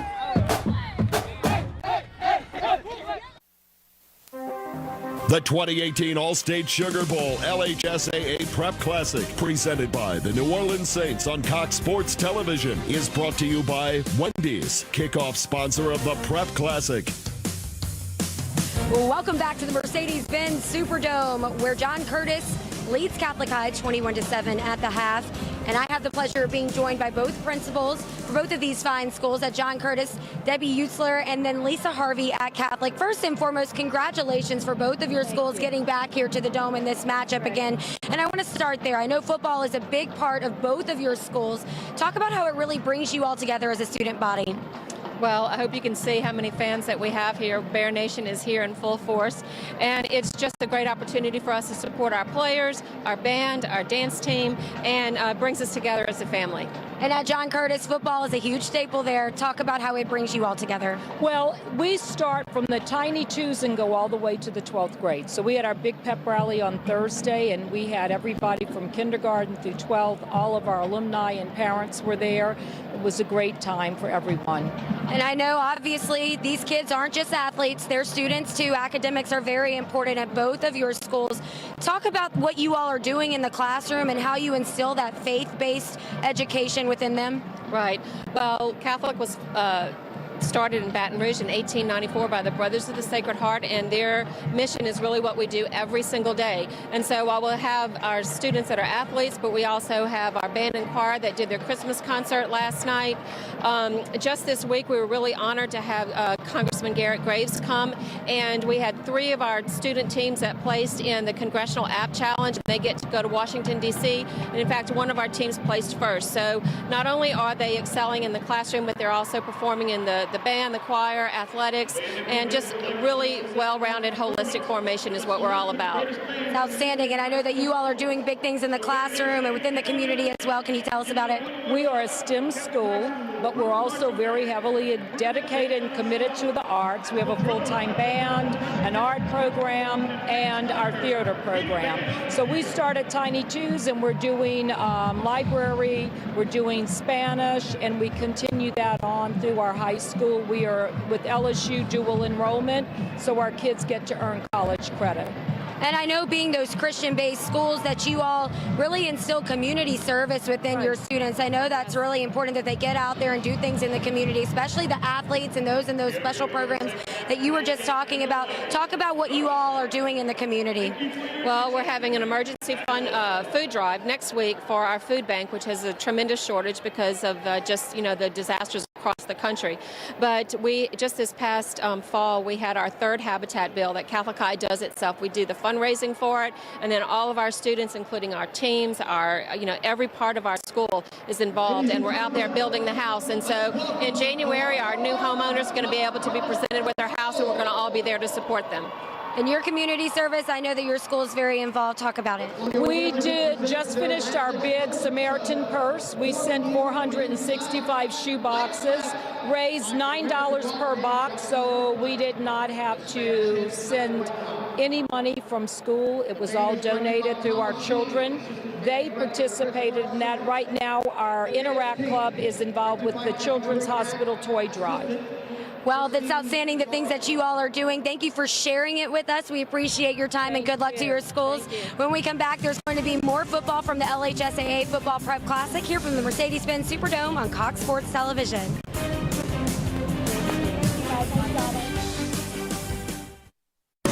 I'm Mike Neighbors. We here at CST take great pride in our Saints coverage and our coverage of quarterback Drew Brees. You see, since he stepped foot into New Orleans, nobody's interviewed him more than CST. That includes an exclusive one-on-one interview after every game. And in the next few weeks, we're going to take it a few steps further. We're going to have Brees in studio to talk about the state of the Saints and his life on and off the football field. So CST, you're home with the best Saints coverage and your best coverage of Drew Brees. With Cox high-speed internet, you get access to super-fast in-home Wi-Fi to power all your devices and do the things you love online.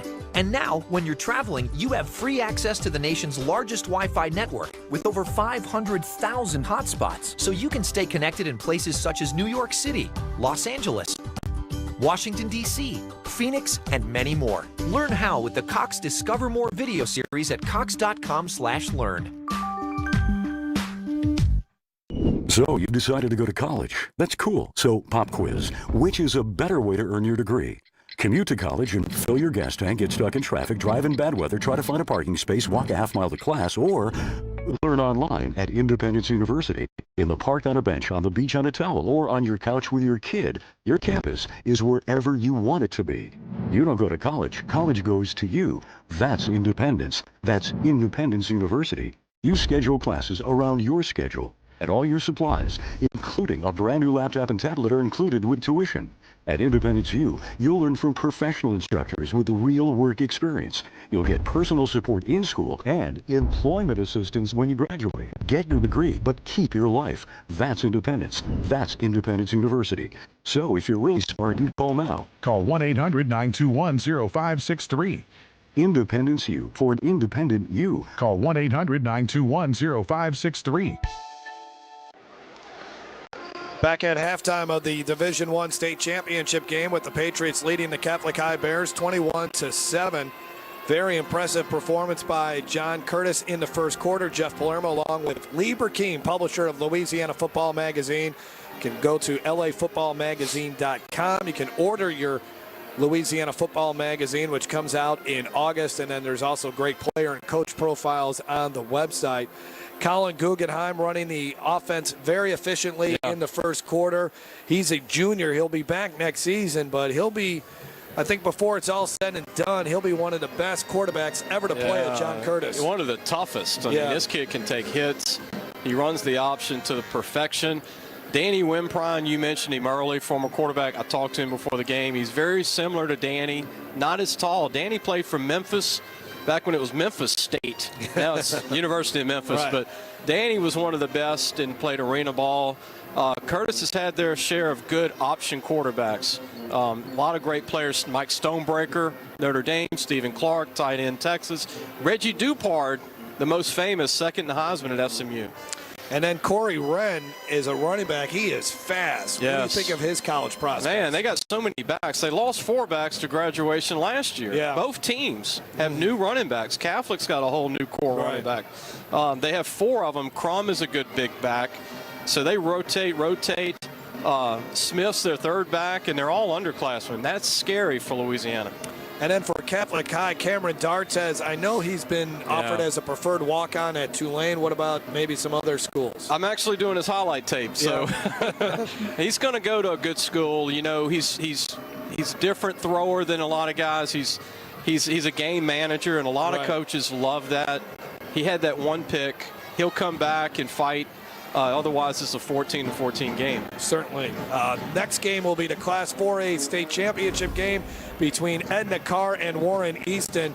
And Warren Easton probably has the higher, the more, as far as the recruits go, higher profile players, but Carr's got some really good players as well. I'm going to tell you what, Edna Carr will take 30 minutes. So let's just say they have the best wide receiver core in the state. In my opinion, they have 5 D1 senior receivers, Jeff. 5. Wow. Lonte Nettles is one of the best guys you're going to see in the state, slot guys. Devin Bush committed to Arkansas. Dalen Hill's a big-time player, corner. Ronnie Jackson, I love this kid at running back. Kelly's had one great year as a starter. And on the other side, Jamal Sam started playing running back because of an injury. He's a D1 running back that was a D1 DB. Lance Lejeune is a big-time quarterback. He's still a little raw, lefty. He's a great athlete. Keon Green, 6'3", 200, is going to sign D1. This kid, Clayton, is the next Fournette. I'm going to go ahead and put it out there. He's a junior. The light went off to me being ready for the LSUs of the world, probably week 4 or 5. This kid's going to be the difference in the game if they can beat Carr.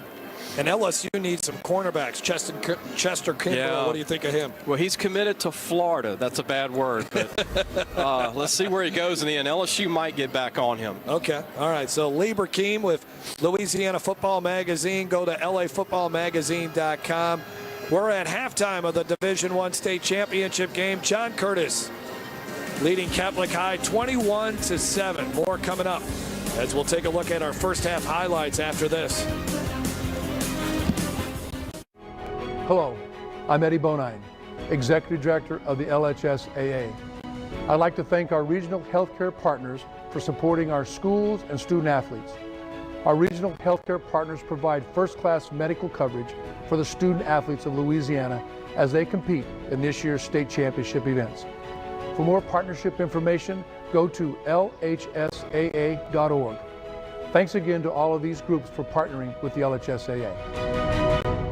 Coaching basketball is a lot of hard work and a lot of long hours. You put on many different hats. You're a teacher, you're a coach, you're a counselor, you're just everything. And I love my players. I like to see them win and lose and cry and just get back up and fight.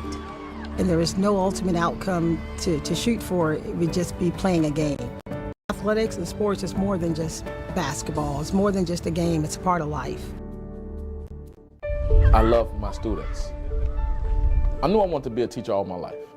I want to give back to kids that grew up in the same environment that I grew up in. Teach for America brought me to New Orleans to work with kids who need guidance. You know, I was in your shoes where going home, you don't know what was going to happen. I say to my kids, stay positive. You can make it out. Education can take you wherever you want to go. You just have to believe.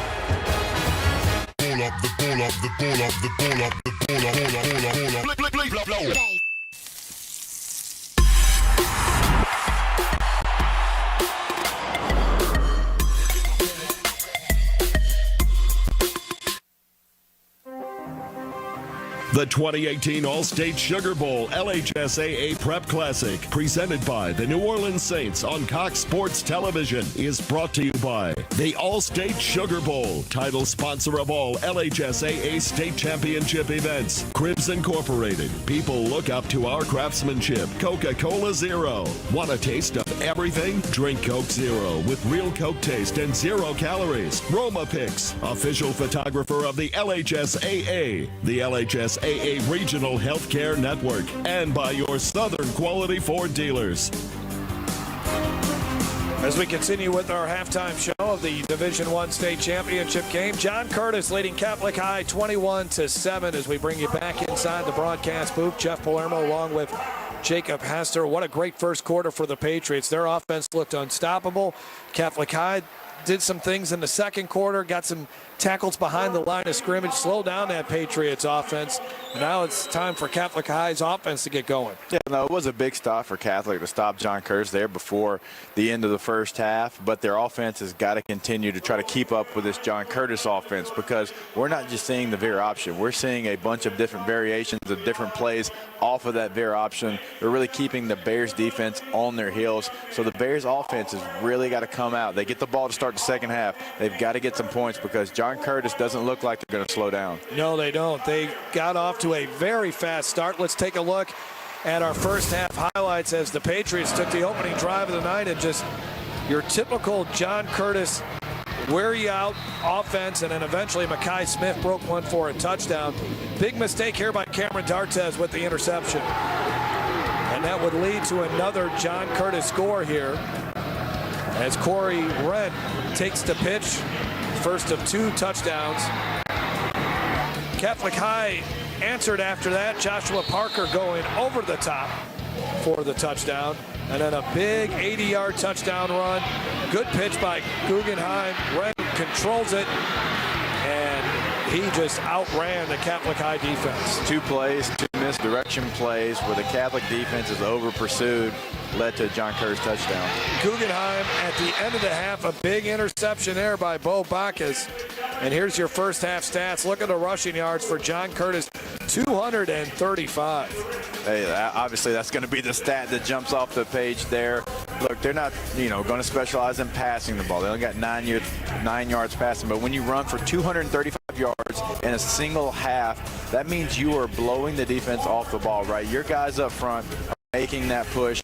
We talked about the misdirection, making linebackers and defensive backs get their eyes in the backfield.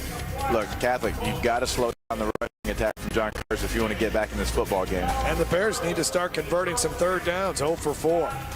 Right now on the floor of the Mercedes-Benz Superdome, they are recognizing the ISC All-Academic team. These are 4.0 students in Division I football. 4.0 students as a senior. What an honor for these young men. Harper Massey, who has been through a lot during his high school football career, is one of the recipients. And congratulations to these individuals as they have excelled on the football field and, more importantly, in the classroom. We're still a few minutes away from the start of the second half of the Division I state championship game. We'll get to it after this break on CST.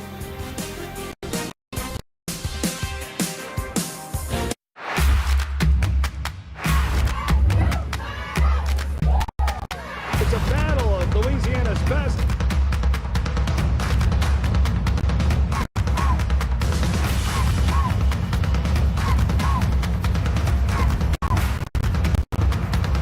Nobody's going to catch him.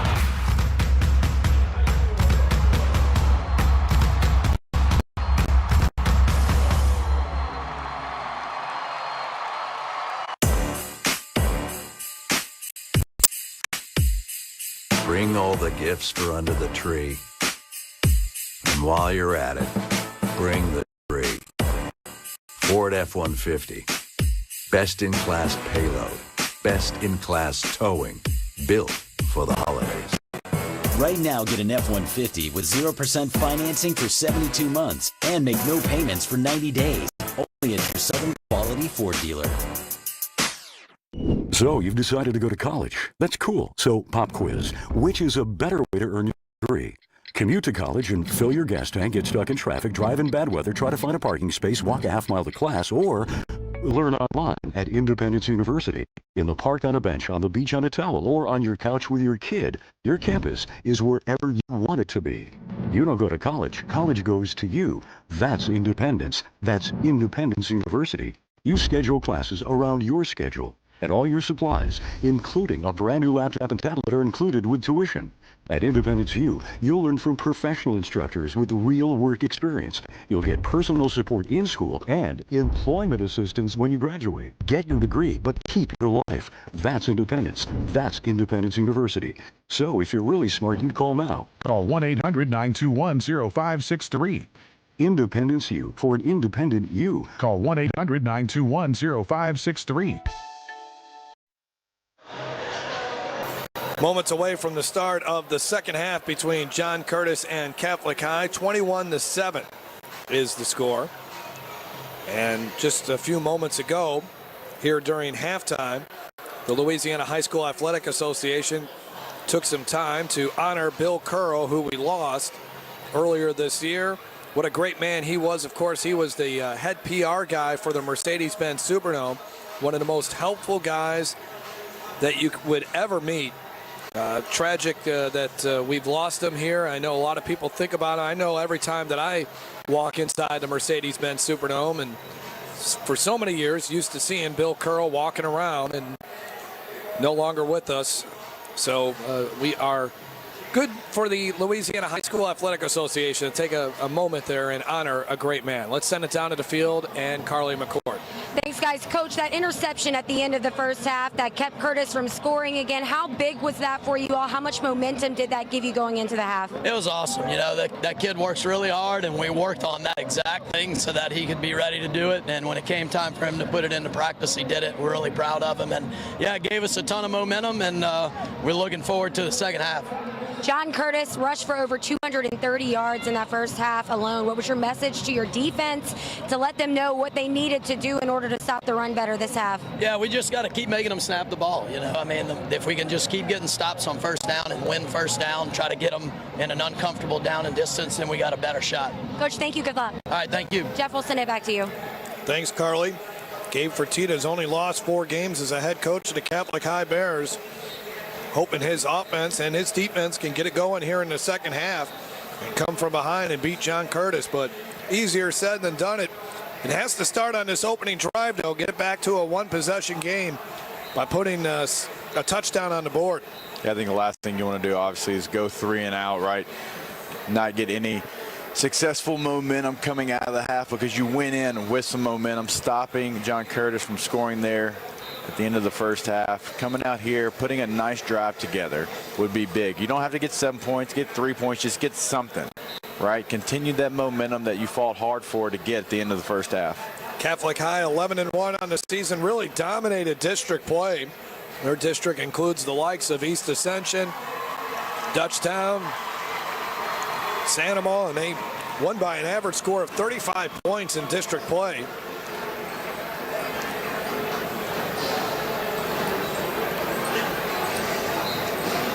Of course, inside the Mercedes-Benz Superdome, the home of Drew Brees, and we had a chance to speak with him earlier this week. He won a state championship in Texas as a high school quarterback, and we spoke with him about winning, what that meant to him by winning that title. I'm still very close with a lot of my high school teammates, you know, and I think the best way to describe that moment is that, you know, we really didn't have many D1 prospects on our team. You know, maybe 3 or 4 of us went and played college football after that, and you have no idea what your college career is going to look like, or if you're going to have any type of success in college. And so really that moment with those guys, you know, I think is the pinnacle of, you know, your youth sports experience, you know, to compete in a state playoff and then to win a state championship. I mean, that was like, I remember vividly so many moments throughout the playoffs, winning the state title in Texas Stadium, going to the party afterward and just hanging out with all the guys, and then the moments that we've shared since then, reminiscing about it, you know. Again, there was no guarantee for anything after that, but we felt like that was, you know, the epitome of it all. We've already crowned 6 champions during this 2018 All-State Sugar Bowl LHSAA Prep Classic. Yesterday it was Amite, University High, and then Eunice winning its first title since 1982. In day 1, Lafayette Christian, Kentwood, and then Notre Dame won. And for J.T. Curtis, he's trying to add to their trophy case. It's been a while. They won in 2013. That trophy was taken away from them. So officially in the LHSAA record books, 2012 was the last time they won a state championship. They had a 42-year run there for John Curtis where they won 26 state championships on the field during that period. Second half underway from the Mercedes-Benz Superdome, and Braylon Morgan on the return, and Morgan fighting his way up to the 27-yard line, and that's where he'll be pushed back. Another tackle for Chauncey Crum on special teams, a 19-yard run return for Braylon Morgan. And Cameron D'Artes, let's look at his first half numbers. Threw for 52 yards in the first half and ran for just 10 yards. Not many attempts there. We're used to seeing him have more attempts right in a first half scenario. John Curtis kept the ball, kept the time of possession, tried to run clock like they always do. We'll see if Catholic can gain a couple possessions here in the second half. Again, 0 for 4 on third down, so they were not really able to sustain many drives except for the one drive that ended up with a touchdown. D'Artes straight ahead, but just not much running room. Another tackle there for Jaden Barfield for the Patriots. So far, it's been the strength of the John Curtis defense is right there in the middle of the defense. Mentioned a big defensive tackle, got aggressive linebackers. Let's see if Catholic tries to get on the edge here in the second half. Yeah, right from day 1 of this season, J.T. Curtis really liked the makeup of his defensive line, and they've done a nice job today controlling the line of scrimmage. D'Artes looking over the middle and off the hands of Singleton. And now the Bears are facing a 3rd down and long here. Good coverage in the defensive secondary. Caleb Spann, one of the guys there defensively. He's back healthy now for John Curtis. He missed some time with an injury. 3rd and 8. D'Artes needs to make a play. Look for John Curtis to try to blitz quarterback here. Had success with it so far. They come after him and they bring him down.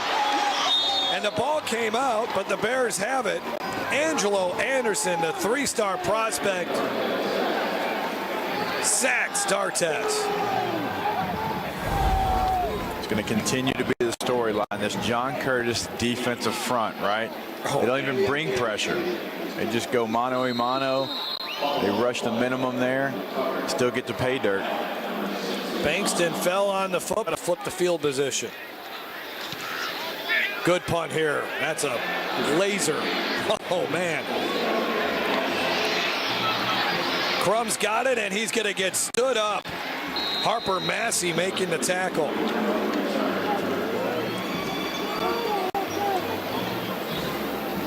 Great punt by Kazanov. 62 yards on the punt for him. His long this season is 68. I think he had that last week against Rummel, if I recall correctly, or in the semifinals against Rummel 2 weeks ago. So 1st and 10 at the 18-yard line. As you look at Guggenheim's numbers, very good for him. 83 yards rushing, and did throw the 1 interception. That was really the one mistake that he had. And nice job by the Bears. Again, they've done a much better job since the first quarter, getting some penetration. Christian Menino's made a lot of nice plays here. The sophomore defensive lineman makes the tackle there, a loss of a couple. Here's where the Bears defense has to help out their offense, right? We said they cannot go 3 and out. Well, that's what happened. Now it's up to the Bears defense, right? They've had success. They've gotten some tackles for loss there in the second quarter, coming into the third quarter now as well. Got to get this Patriot offense off the field. Guggenheim running the option. And Guggenheim bouncing off tacklers and close to a first down there. Didn't look like that play was going to develop into much, but Guggenheim just running low to the ground, keeps those legs churning, and he gets 10.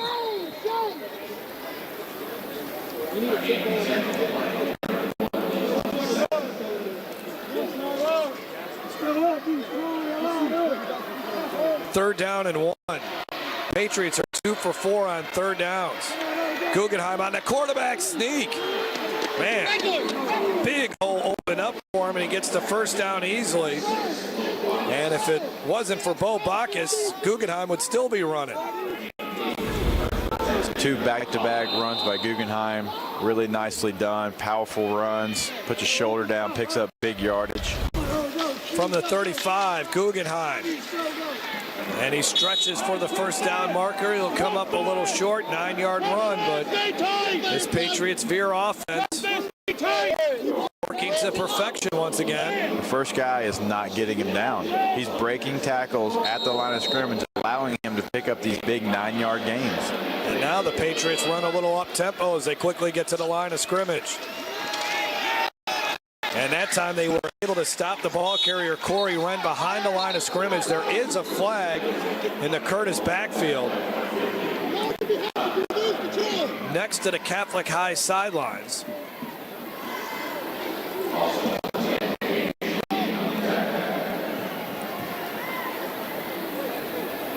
Hayden Shaheen, one of the guys there, defensive on the tackle.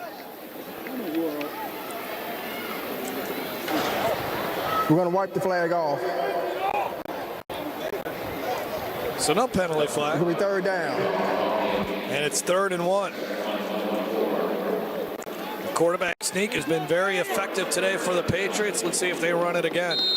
Look, if I'm John Curtis, the ball doesn't get out of number 14's hands. He's been effective in short yard situations all day long.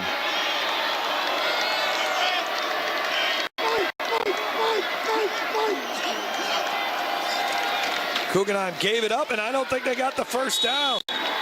Great job defensively. I think the first guy there was Harper Massey. Patrick DeLatte was there. Oh, forward progress to give him the first down. Did he really get to the 46, Jacob? Catholic's coaching staff is not happy with the spot right there. I'm with you, Jeff. I thought he got stopped short right there. He's not even close to the 46. He barely touched the 45-yard line there, so big break for the Patriots.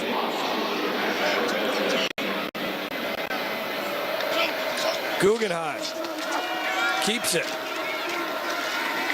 And he gets it. Man, just when you think you got him stopped, he goes for 3 or 4 more yards.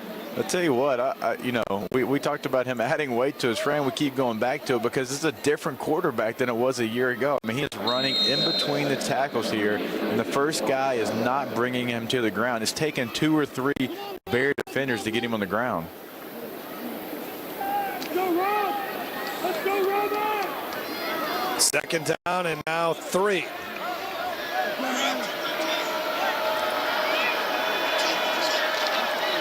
Guggenheim, not sure what he wants to do there. I don't know if this is a busted play, but again, first guy can't bring him down, and he still gets the first down.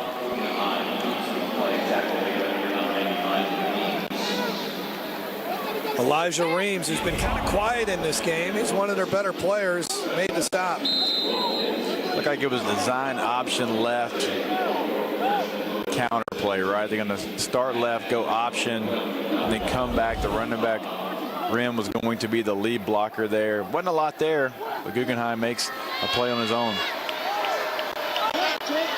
From the 42 now, as the Patriots continue to methodically move down the field. Elijah Reams on the tackle this time.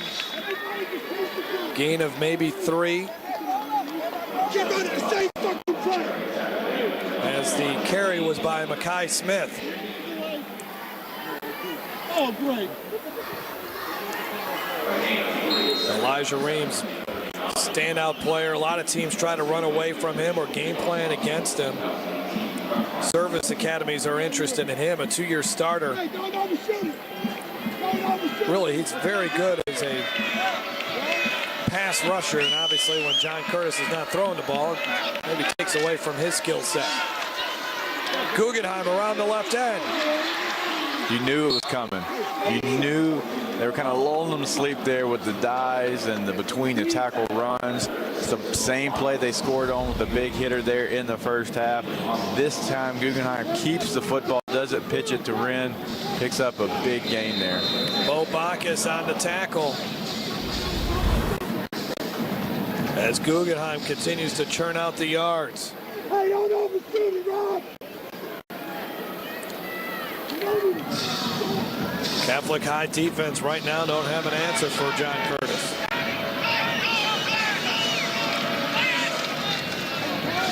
They run the football here with Mekhi Smith, who gets to the outside. Mekhi Smith banged out of bounds at about the 20-yard line, a yard shy of the first down. 9 yards for Mekhi Smith. And it's 2nd down and a yard. Man, how many 2nd and 1s have they had on this drive? This is like the 3rd one. And if you're the Catholic Bears, you've been in position to make a play, right? You're allowing the Patriot runners to break tackles and continue to get positive yards and fall forward. You've got to get them on the ground when you have your hands on them right there at the line of scrimmage. 2nd and 1, Guggenheim. And another dive play, 1st down. Chauncey Crum on the carry. And they move the chains again. This will be the 13th play of the drive coming up here for the Patriots. And they're okay with it. That's what they want. That's what this offense is set up for. This is a championship drive right here for John Curtis. The defense comes up with the stop. Offense gets the ball back. Up by 2 touchdowns, and they look to try to put the game away basically right here. As Crum gets to the 10. Another 7-yard run on 1st down. Gabe Fertitta told Carly McCord about winning the battle on 1st down. They have not done that here on this drive as Curtis moves down the field. 1st down's really been the key for the Patriots. You mentioned it, 7, 8, 9 yards every time they snap it on 1st down. Put your defense in a bad spot, but they've been there to make the plays. Can't stress that enough. They're calling the right defense. They just got to bring them down. Another opportunity here for Crum, and he'll be close to the 1st down at the 7.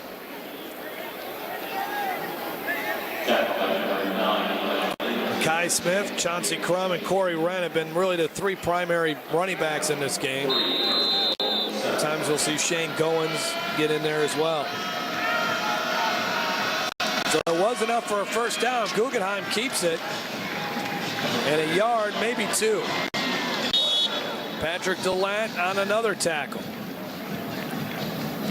Under 4 minutes to go in this third quarter. Here comes the 16th play of the drive. From the Bears defense, watch out for them to try to get on the edge. They've had success with it. They've been running in between the tackles. We've seen the reverse option have success today.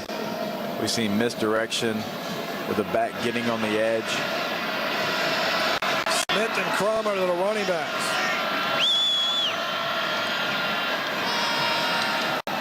Guggenheim keeps it, and Guggenheim is going to be stopped at the 3-yard line. So 3rd and goal. If you're wondering about John Curtis and the field goal, kicker, Austin McCready's really good. He's 7 of 7 this season. So getting to a 3-possession game, even if they don't come away with a touchdown, a field goal here would be just as good for the Patriots.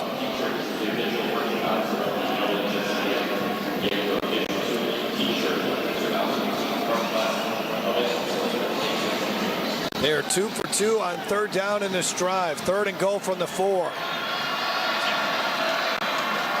Handoff, touchdown. Chauncey Crum broke a tackle at the line of scrimmage, and he's in from 4 yards out.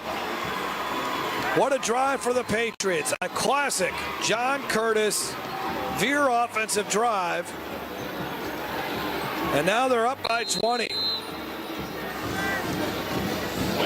It's exactly what they want to do. They want to run the football, not put the ball in the air, take time off the clock, have a 10-plus play drive that finishes in the end zone. Catholic's defense, gets them in a 3rd down situation there on the goal line, not able to come up with the stop there. Another 7 points here coming for Curtis. McCready's extra point is good.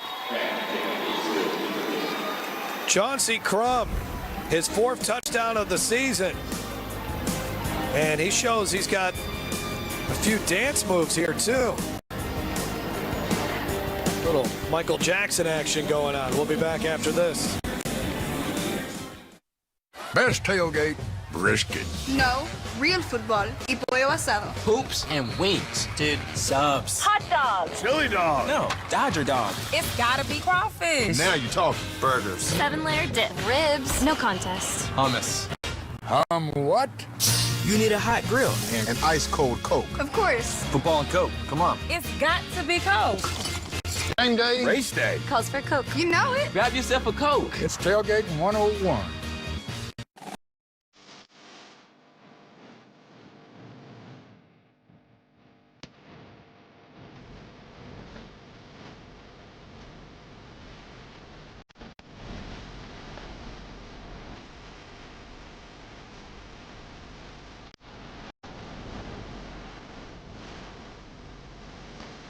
Get your tickets now for the biggest game and the biggest New Year's party in New Orleans.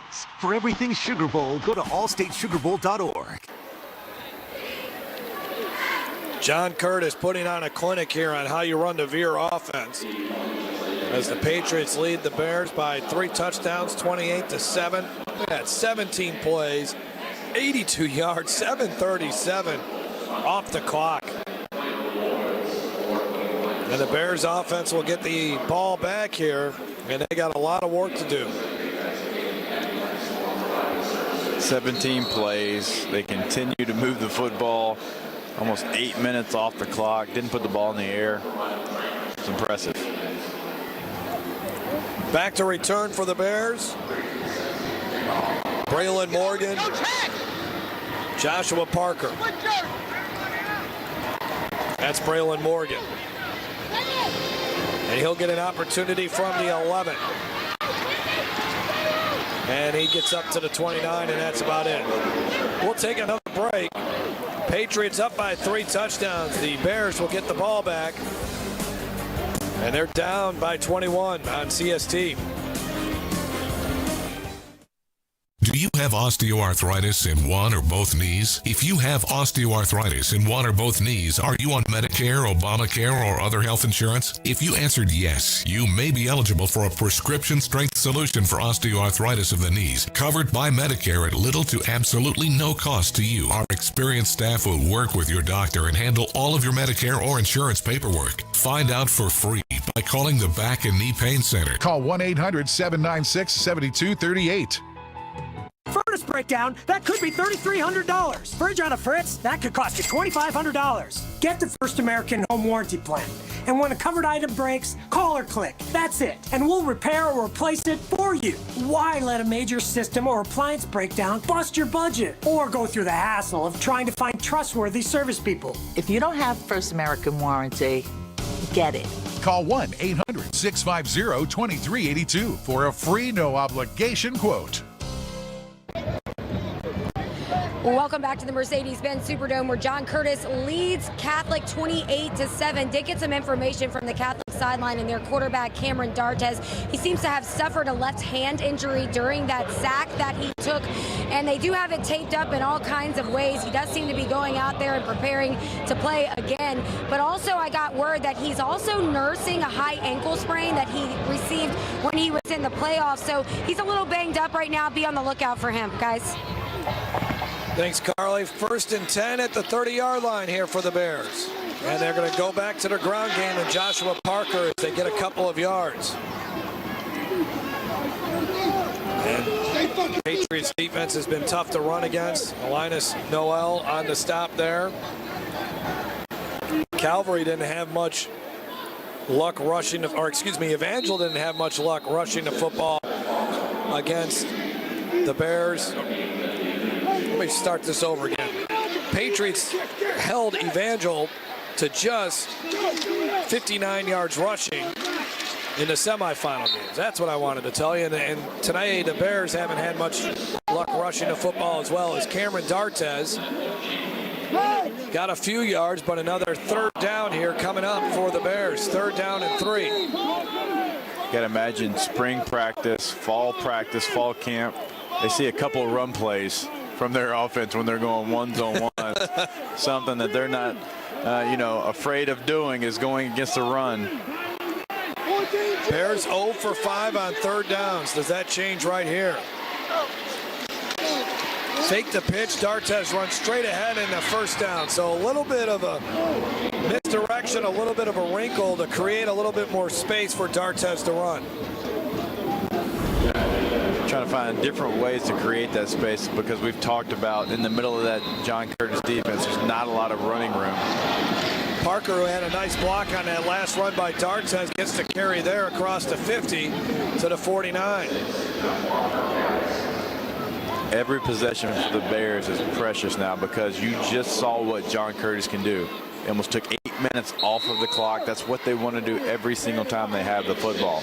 They won't be in a hurry. So when you get the opportunity to get the ball in your hands, you've got to come away with points, being down 3 touchdowns. Under a minute to go in the 3rd quarter. Dartez, the swing pass. Braylon Morgan gets down to the 42-yard line before he's wrestled down to the ground by Brett Clofer. Almost wrestled down to the ground. 8 yards on the pass play. That's a 1st down to the 41. Catholic quickly getting up to the line of scrimmage here. The Bears' lone touchdown occurred in the 1st quarter.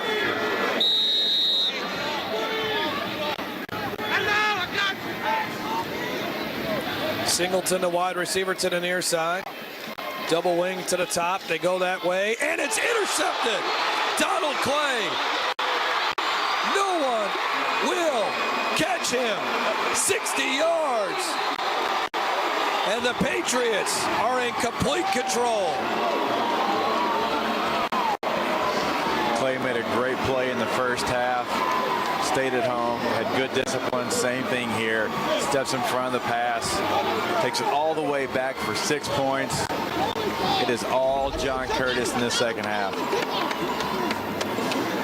Not enough zip on that ball. And Clay read it perfectly, as you said, Jacob.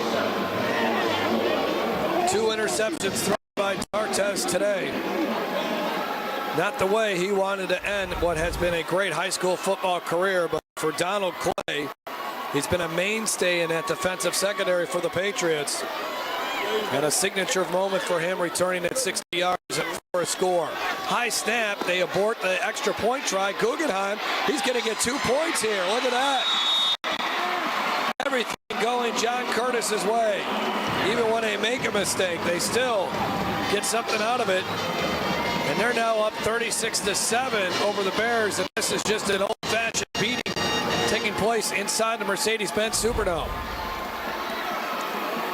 Take a look back at the pick 6 here. Like we mentioned, not a lot of zip on the pass. Clay stays disciplined, keeps the receiver in front, gets all the way to the end zone. Big play, might have put this game out of reach. Committed to SMU is Donald Clay.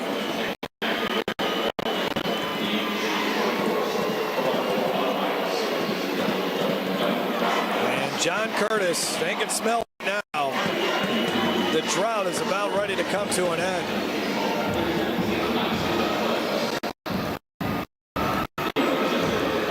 Been a long time coming for John Curtis. They have yet to win a state championship since playing in the highest classification. For many years, they played in Class 4A. Then when a rule came along in the Louisiana High School Athletic Association where they said they couldn't play up anymore, they had to play in 2A. And Braylon Morgan here on the return. They took that rule away, and then the split came. And Curtis decided they wanted to move up and play in the highest classification and play in the Catholic League, which is one of the more difficult districts in the state. And they've dominated the Catholic League, but they haven't won a title. But that looks like that's changing here today.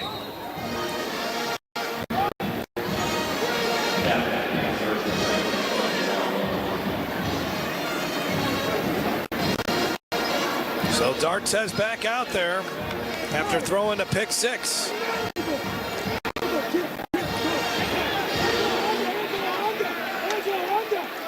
Patriots showing like they're going to bring some pressure. They did. Pass is complete for only a few yards, and that will be the final play of the third quarter. Michael Grizzaffi on the catch, his 6th of the season. A dominating performance here by the Patriots after 3 quarters of play in New Orleans. John Curtis leading Catholic High 36-7. We'll have more from the Mercedes Superdome on CST after this. Greetings, I'm Gwen Collins Greenup, the People's Candidate for Louisiana Secretary of State. My experience, dedication, and commitment to returning integrity and ethics to the Office of Secretary of State means I'm ready to hit the ground running from day one. The Office of Secretary of State should be accessible, informative, and accountable.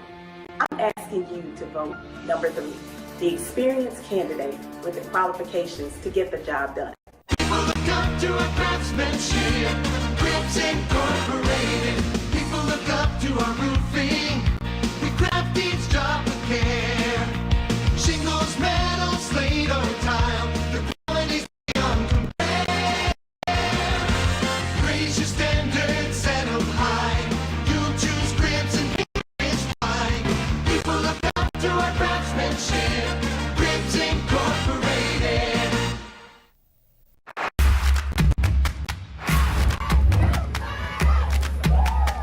It's a battle of Louisiana's best.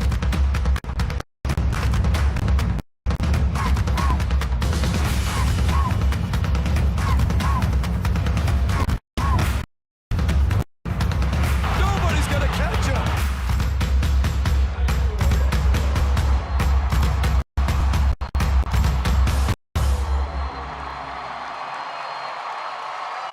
I'm Secretary of State Kyle Ardoin. For nearly a decade, my top priority has been protecting the integrity of Louisiana elections.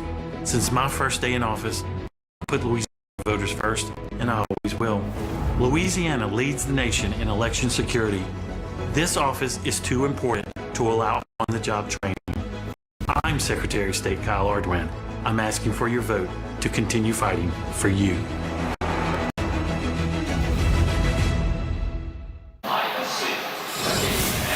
The John Curtis defense has been phenomenal in this game. Picking off D'Artes early in this contest, that would set up a touchdown to make it 14-0. D'Artes has been feeling some pressure. They've gotten after him. This was a big sack here by Angelo Anderson. And then D'Artes throwing the pick six. Donald Clay taking it to the house. And that big reason why, along with a very efficient severe offensive attack by the Patriots, that's why John Curtis leads at 36-7. Back to work here in the fourth quarter, and that pass hit the receiver who was not anticipating it. Brandon Hubix, I think the ball hit him right in the back.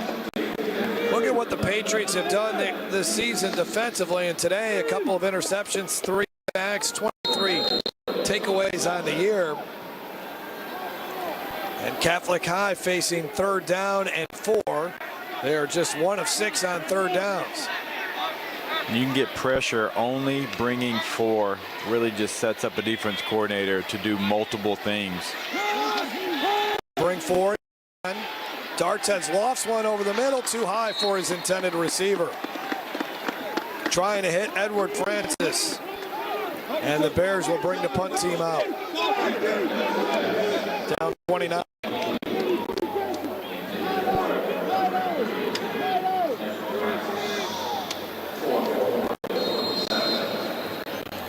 Corey Wren, Caleb Spann ready to return here for the Patriots.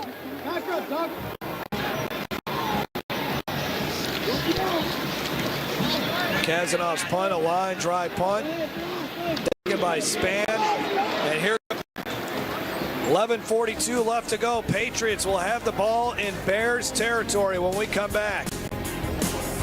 You're watching the Division I State Championship game on CST. Addiction brings unimaginable pain to those who are suffering from it and their loved ones. If you're battling addiction, we understand that you're hurting, and we're here to help. Against all hope, you can get better and free yourself from addiction. You do not need to suffer any longer. Seek the treatment you deserve. Call the number on your screen and take the first step toward a lifetime of freedom and recovery. Call 800-307-2059. Furnace breakdown, that could be $3,300. Fridge on a Fritz, that could cost you $2,500. Get the First American Home Warranty Plan. And when a covered item breaks, call or click. That's it. And we'll repair or replace it for you. Why let a major system or appliance breakdown bust your budget? Or go through the hassle of trying to find trustworthy service people? If you don't have First American Warranty, get it.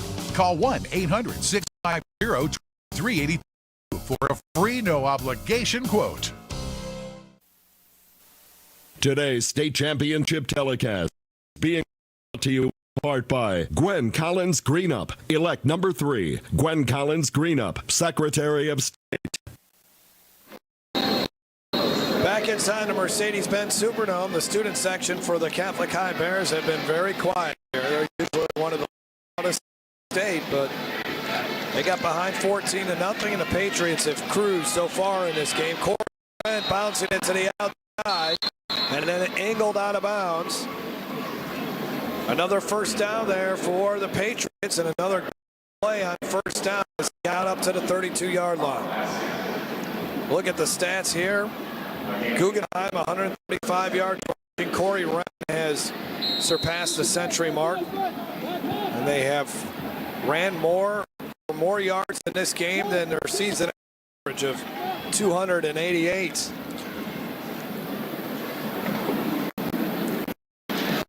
To see John Curtis just run their offense, right? Big lead. Catholic hasn't stopped it yet. It's going to take time off the. And of course, they pass. Say that. And a wide open man, but he missed him. Joel Taylor was wide open. I mean, there wasn't anybody with the 10 yards, and Guggenheim missed him. So play. Those are usually the hardest. Yes. When he's that wide open. And I heard that Aikman said the same thing during a game I was watching in the NFL here recently. That is like the hardest pass to complete when you got a guy that's wide open, because I guess you almost kind of short arm it. And try to make a perfect throw. Yeah. We played in the Superdome. I believe it was 2002. We ran a trick play. We called around the horn. Drew up by my father, the offensive coordinator, Tilly at the time. And let me tell you, I was the guy who was wide open. It was a 50-yard pass from John David Booty, and that thing stayed in the air. It must have been 7 minutes. It was in the Superdome lights. I'm thinking, oh my gosh, do not drop this football. And look, those are the hardest when you're wide open like that. You got time to think about it. So did you catch it? I did. Okay. I did. Touchdown? It was a touchdown. It was a touchdown. On third down, Catholic stops Guggenheim shy of the first down by a yard or two. I think John Curtis will keep the offense on the field here.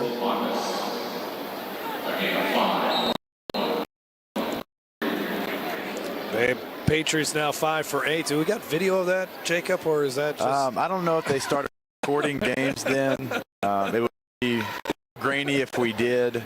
But I can tell you this, the LSU coaching staff was in attendance watching some of us play. The offensive coordinator, we actually ran that play at LSU because of that play in the state championship game against Westmont. Open, we were playing against Alabama. And it's actually a play Jimbo Fisher has run multiple times in his career off of that. He actually ran it against LSU this year. In that 7 overtime game, LSU's defense actually was really disciplined, snipped it out, weren't able to complete it. So Jimbo knows 0 for 2. Chris Tilley, Evangel 1 for 1. There we go. The original is always the best version, right? That's right. First and 10 at the 20. After picking it up on the fourth down, Smith for a yard or two. That's about it.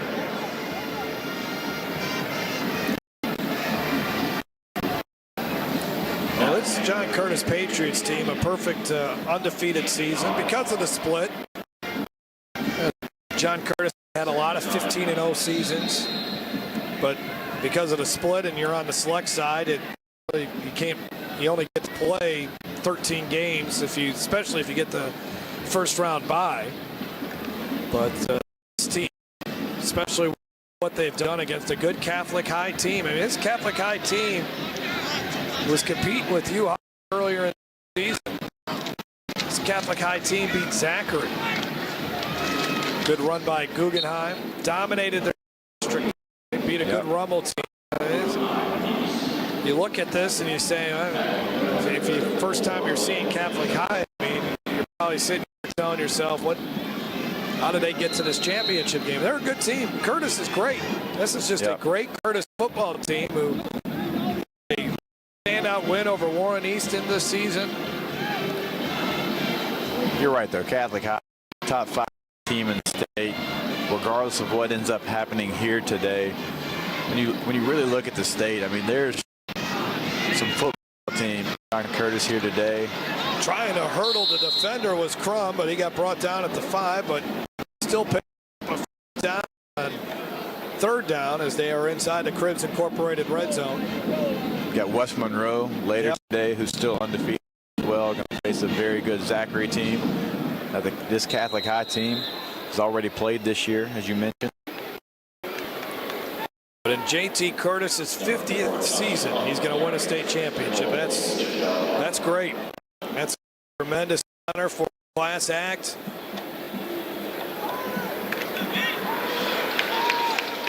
For people that JT Curtis, he's one of the best individuals you'll ever meet. Is Catholic High calls the timeout.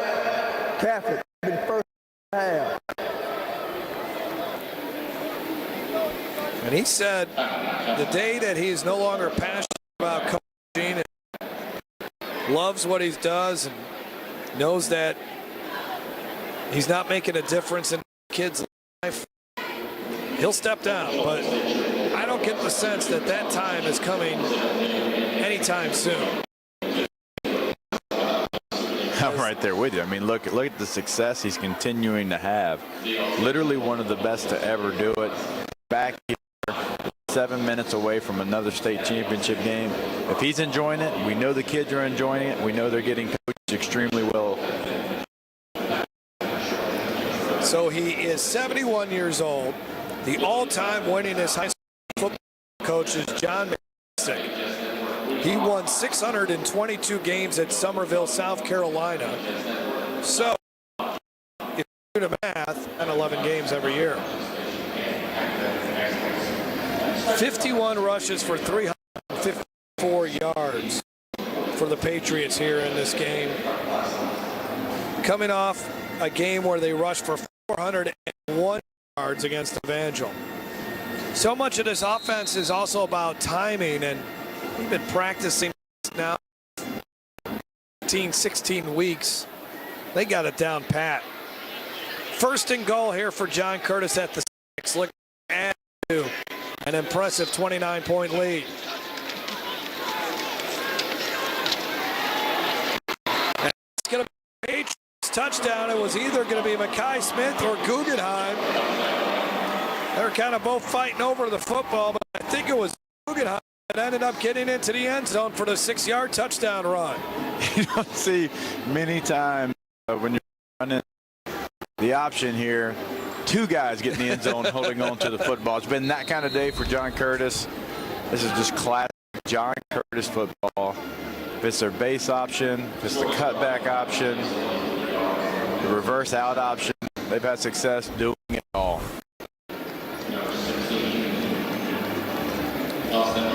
Guggenheim, 14 touchdown rushes for the season, and he'll be back next season. And a lot of these running backs will be back too for John Curtis. And they return a lot on their offensive line. They got only one senior, so this Patriots team will be very tough to stop again next season. The Patriots on their way to another state title. Up big over the Catholic High Bears in the Division I state championship game.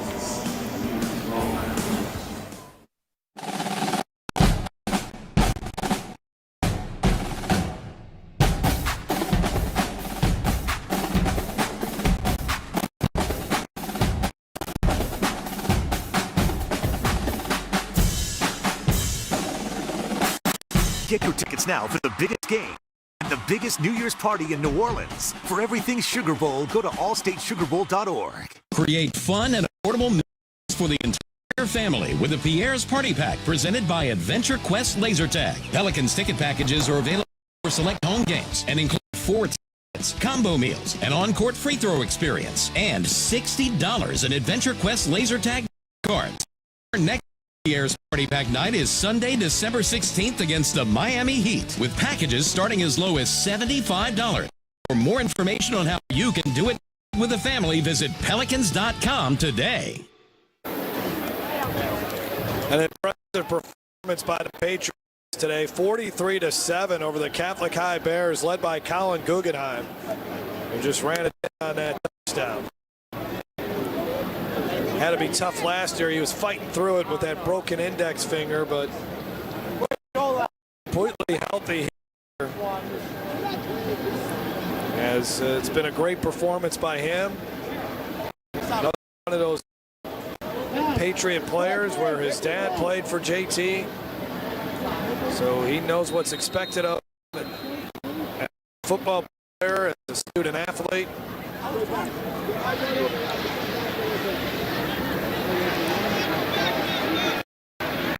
Austin McCready has it beat up.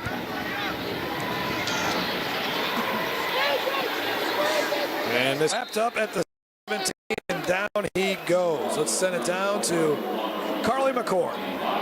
Well, guys, grab you a snack, kick your feet up, and listen to this good story about Colin Guggenheim. He says John Curtis football was instilled in him from day one. He remembers throwing the football around the yard on Friday nights until it was time to leave for the game. As you mentioned, Jeff, his father, a 2-time state champion at Curtis, and he said he vividly remembers watching Joe McKnight just dominate the field and being in awe of him. And he remembers them winning back-to-back championships in a row. when this past spring came around in the first senior class in more than 4 decades, when they graduated that championship ring, Colin took it very personally. He said, it really hit me. I don't want to be remembered as one of those who walk out of here without one. And he said, until I get one, nothing will be fulfilled for me. He also said when he looks at the trophy case, he sees all that's been accomplished, but it wouldn't be finished for him until he has at least one in there because he wants to leave his mark here. And a typical day for him, guys, he's just a hard worker, consists of going to school, practice, getting home, talking to his parents for a few minutes, very, very short conversation, grabs food, and then heads to his room where he pops in film and just watches tape after tape after tape to try to get better. This father says that he could narrate every single frame and that he watches last year's matchup between Catholic here at the Dome that they lost at least once a week because he wants to try to find something different every time that he watches it to really correct those mistakes. And he wanted to bring those mistakes that he found from those films and bring them here and really address them on the field. Guys, he's done more than that. He's really been a stellar player on the field. Nothing more could be said about Colin Guggenheim and that he's a true class act and a good athlete. And he'll be back next season to try to add to the collection in that trophy case as the pass is complete to Middleton. Curtis.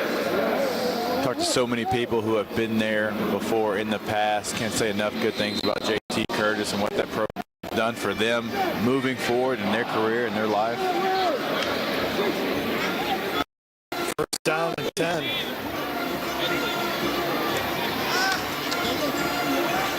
D'Artes throwing deep. Singleton just a little bit too far for him. And it'll be 2nd and 10. Yeah, the lives that JT Curtis has touched. Carly brought up Joe McKnight. The lives that guy has touched. A lot of, especially here in New Orleans, Jacob, a lot of people looked to him because he was such a terrific high school football player. Screen pass here. And Braylon Morgan on a nice run after the catch. But Joe McKnight has impacted a lot of people. 14-yard pass play there. And it's a shame that he's no longer with us. And I know that was heartbreaking for T. Curtis to see one of his best athletes. Oh, what a hit. My goodness. Hello, Bretton Cloper. If you were starting to doze off a little bit, wake up because Cloper just annihilated the running back. Shoulder to helmet, too. Legal hit. Oh, man. That's one that's going to be on his huddle tape. There's no doubt about it. Wow.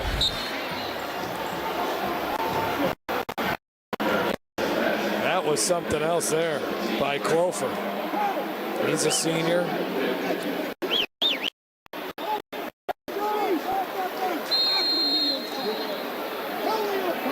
Catholic High's got another 3rd down. So last year, Curtis was just 2 of 9 on 3rd downs, and they failed on a couple of 4th down attempts in this state championship game. Today, it's Catholic High who has struggled on 3rd down, where the Bears are just 2 of 8.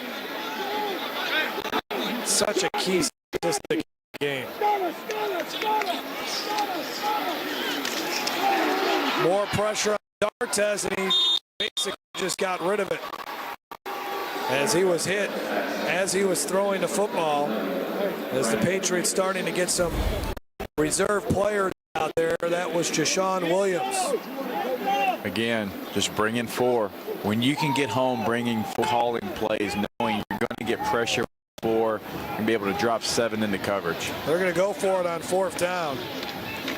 And D'Artes will keep it, and D'Artes trying to stay on his feet, and he does.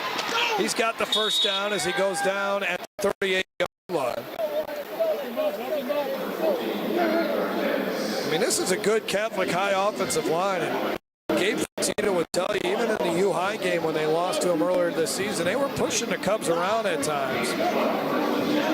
Truett Bank got an offer from Western State. Joe Alexander should be a major college prospect when he's a senior.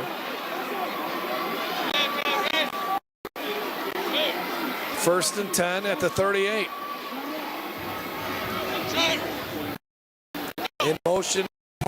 They fake the pass to him. They go, I'm not sure what they were trying to do there. Gregory Martin was the receiver. They throw it back.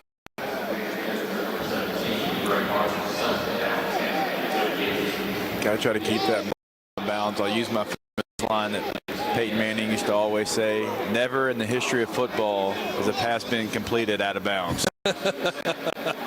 So we'd get in there and the backup quarterbacks would be throwing a fade route and it'd go out of the end zone. And, of course, Peyton, coach Phil, would tell him what he thought about that.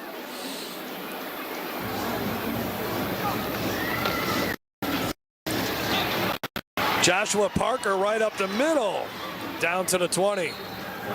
First down here for the Bears. They have yet scored since the first quarter. 18-yard run for Parker.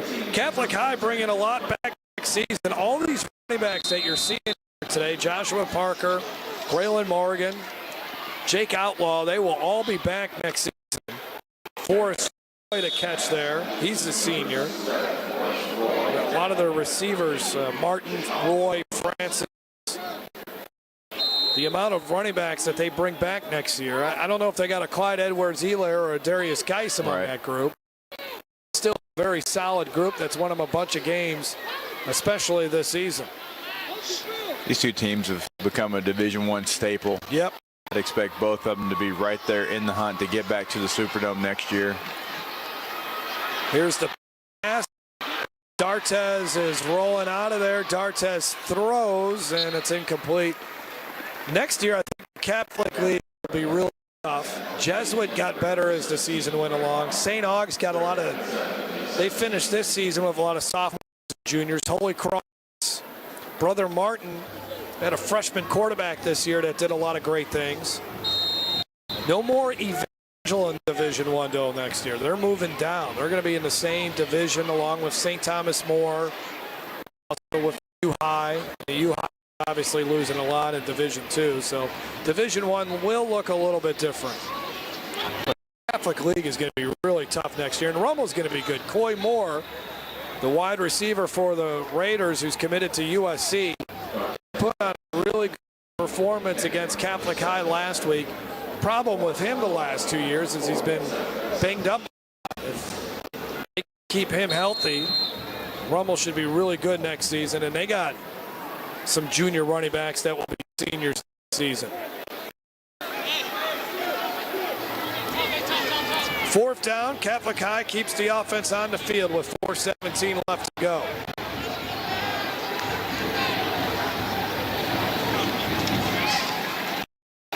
D'Artes sacked. And that typifies the kind of day it's been. As the Bears drive ends, as the defense continues to get after him, Angelo Anderson, Tennessee, Colorado taking a look at this guy. The loss of 8.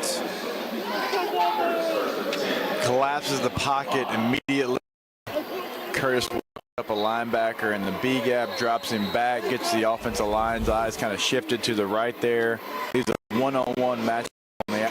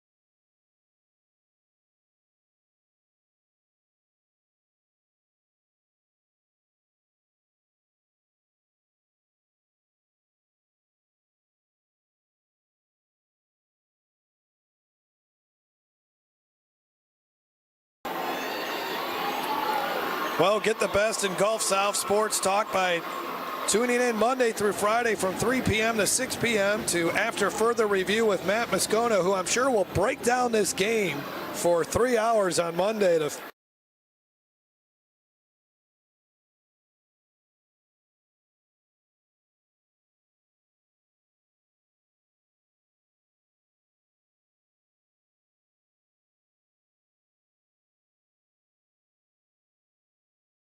High alum. We'll break it down on Handoff Esther. Yes, we will. Get Matt's take on LSU, Saints, Pelicans, and much, much more. We will be back to our regular schedule of every weekday from 3 to 6 p.m. right here on CST after the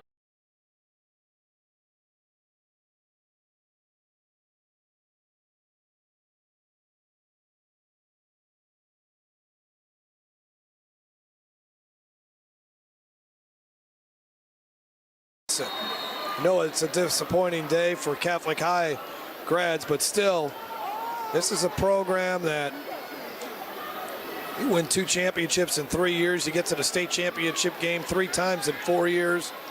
That's it. That is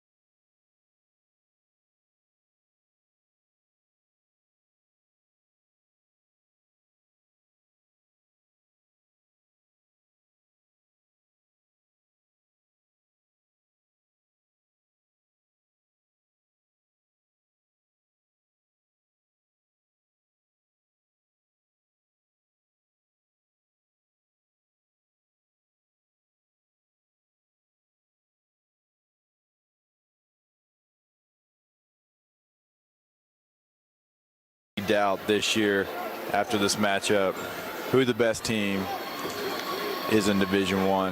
Really, they run the wire here for John Curtis with the season they've had. Darts has his pass is complete. First down.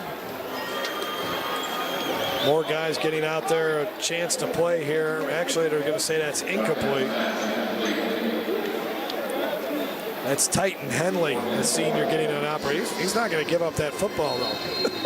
He's just hanging on to that thing.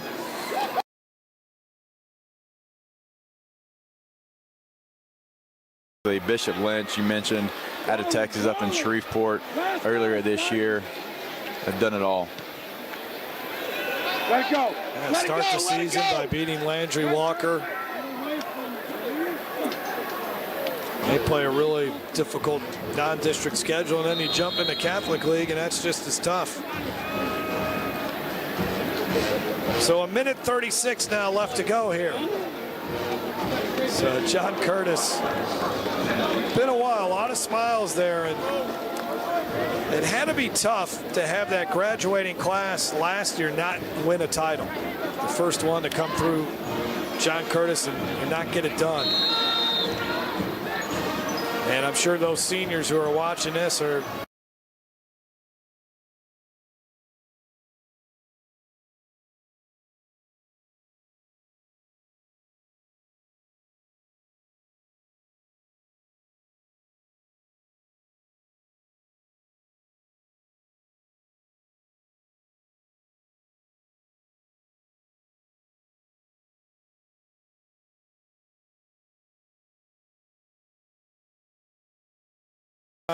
on the field today. Cool moment. Those young men will remember this forever. Getting a chance to get out to here at the end of the game. all that work they put in since last January when you ramp it up again with your off-season conditioning and weightlifting program.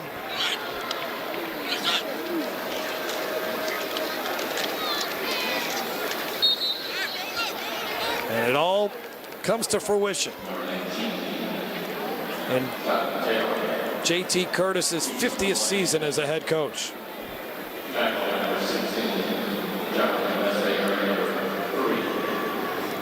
Third down and long. Looks like we just have one more play. A really dominating performance.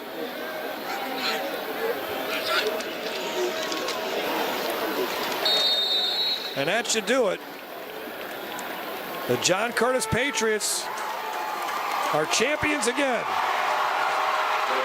It's been too long for the Patriots, but there is no more talk about a drought. Tells you what kind of program. A drought, 6 years without a state championship game. There's some teams in this state that would absolutely love that Gotta stat. be the end of the contest. But you're exactly right. We're so used to seeing them win year after year. It's almost if they go 2 years without one. Kind of raises some eyebrows.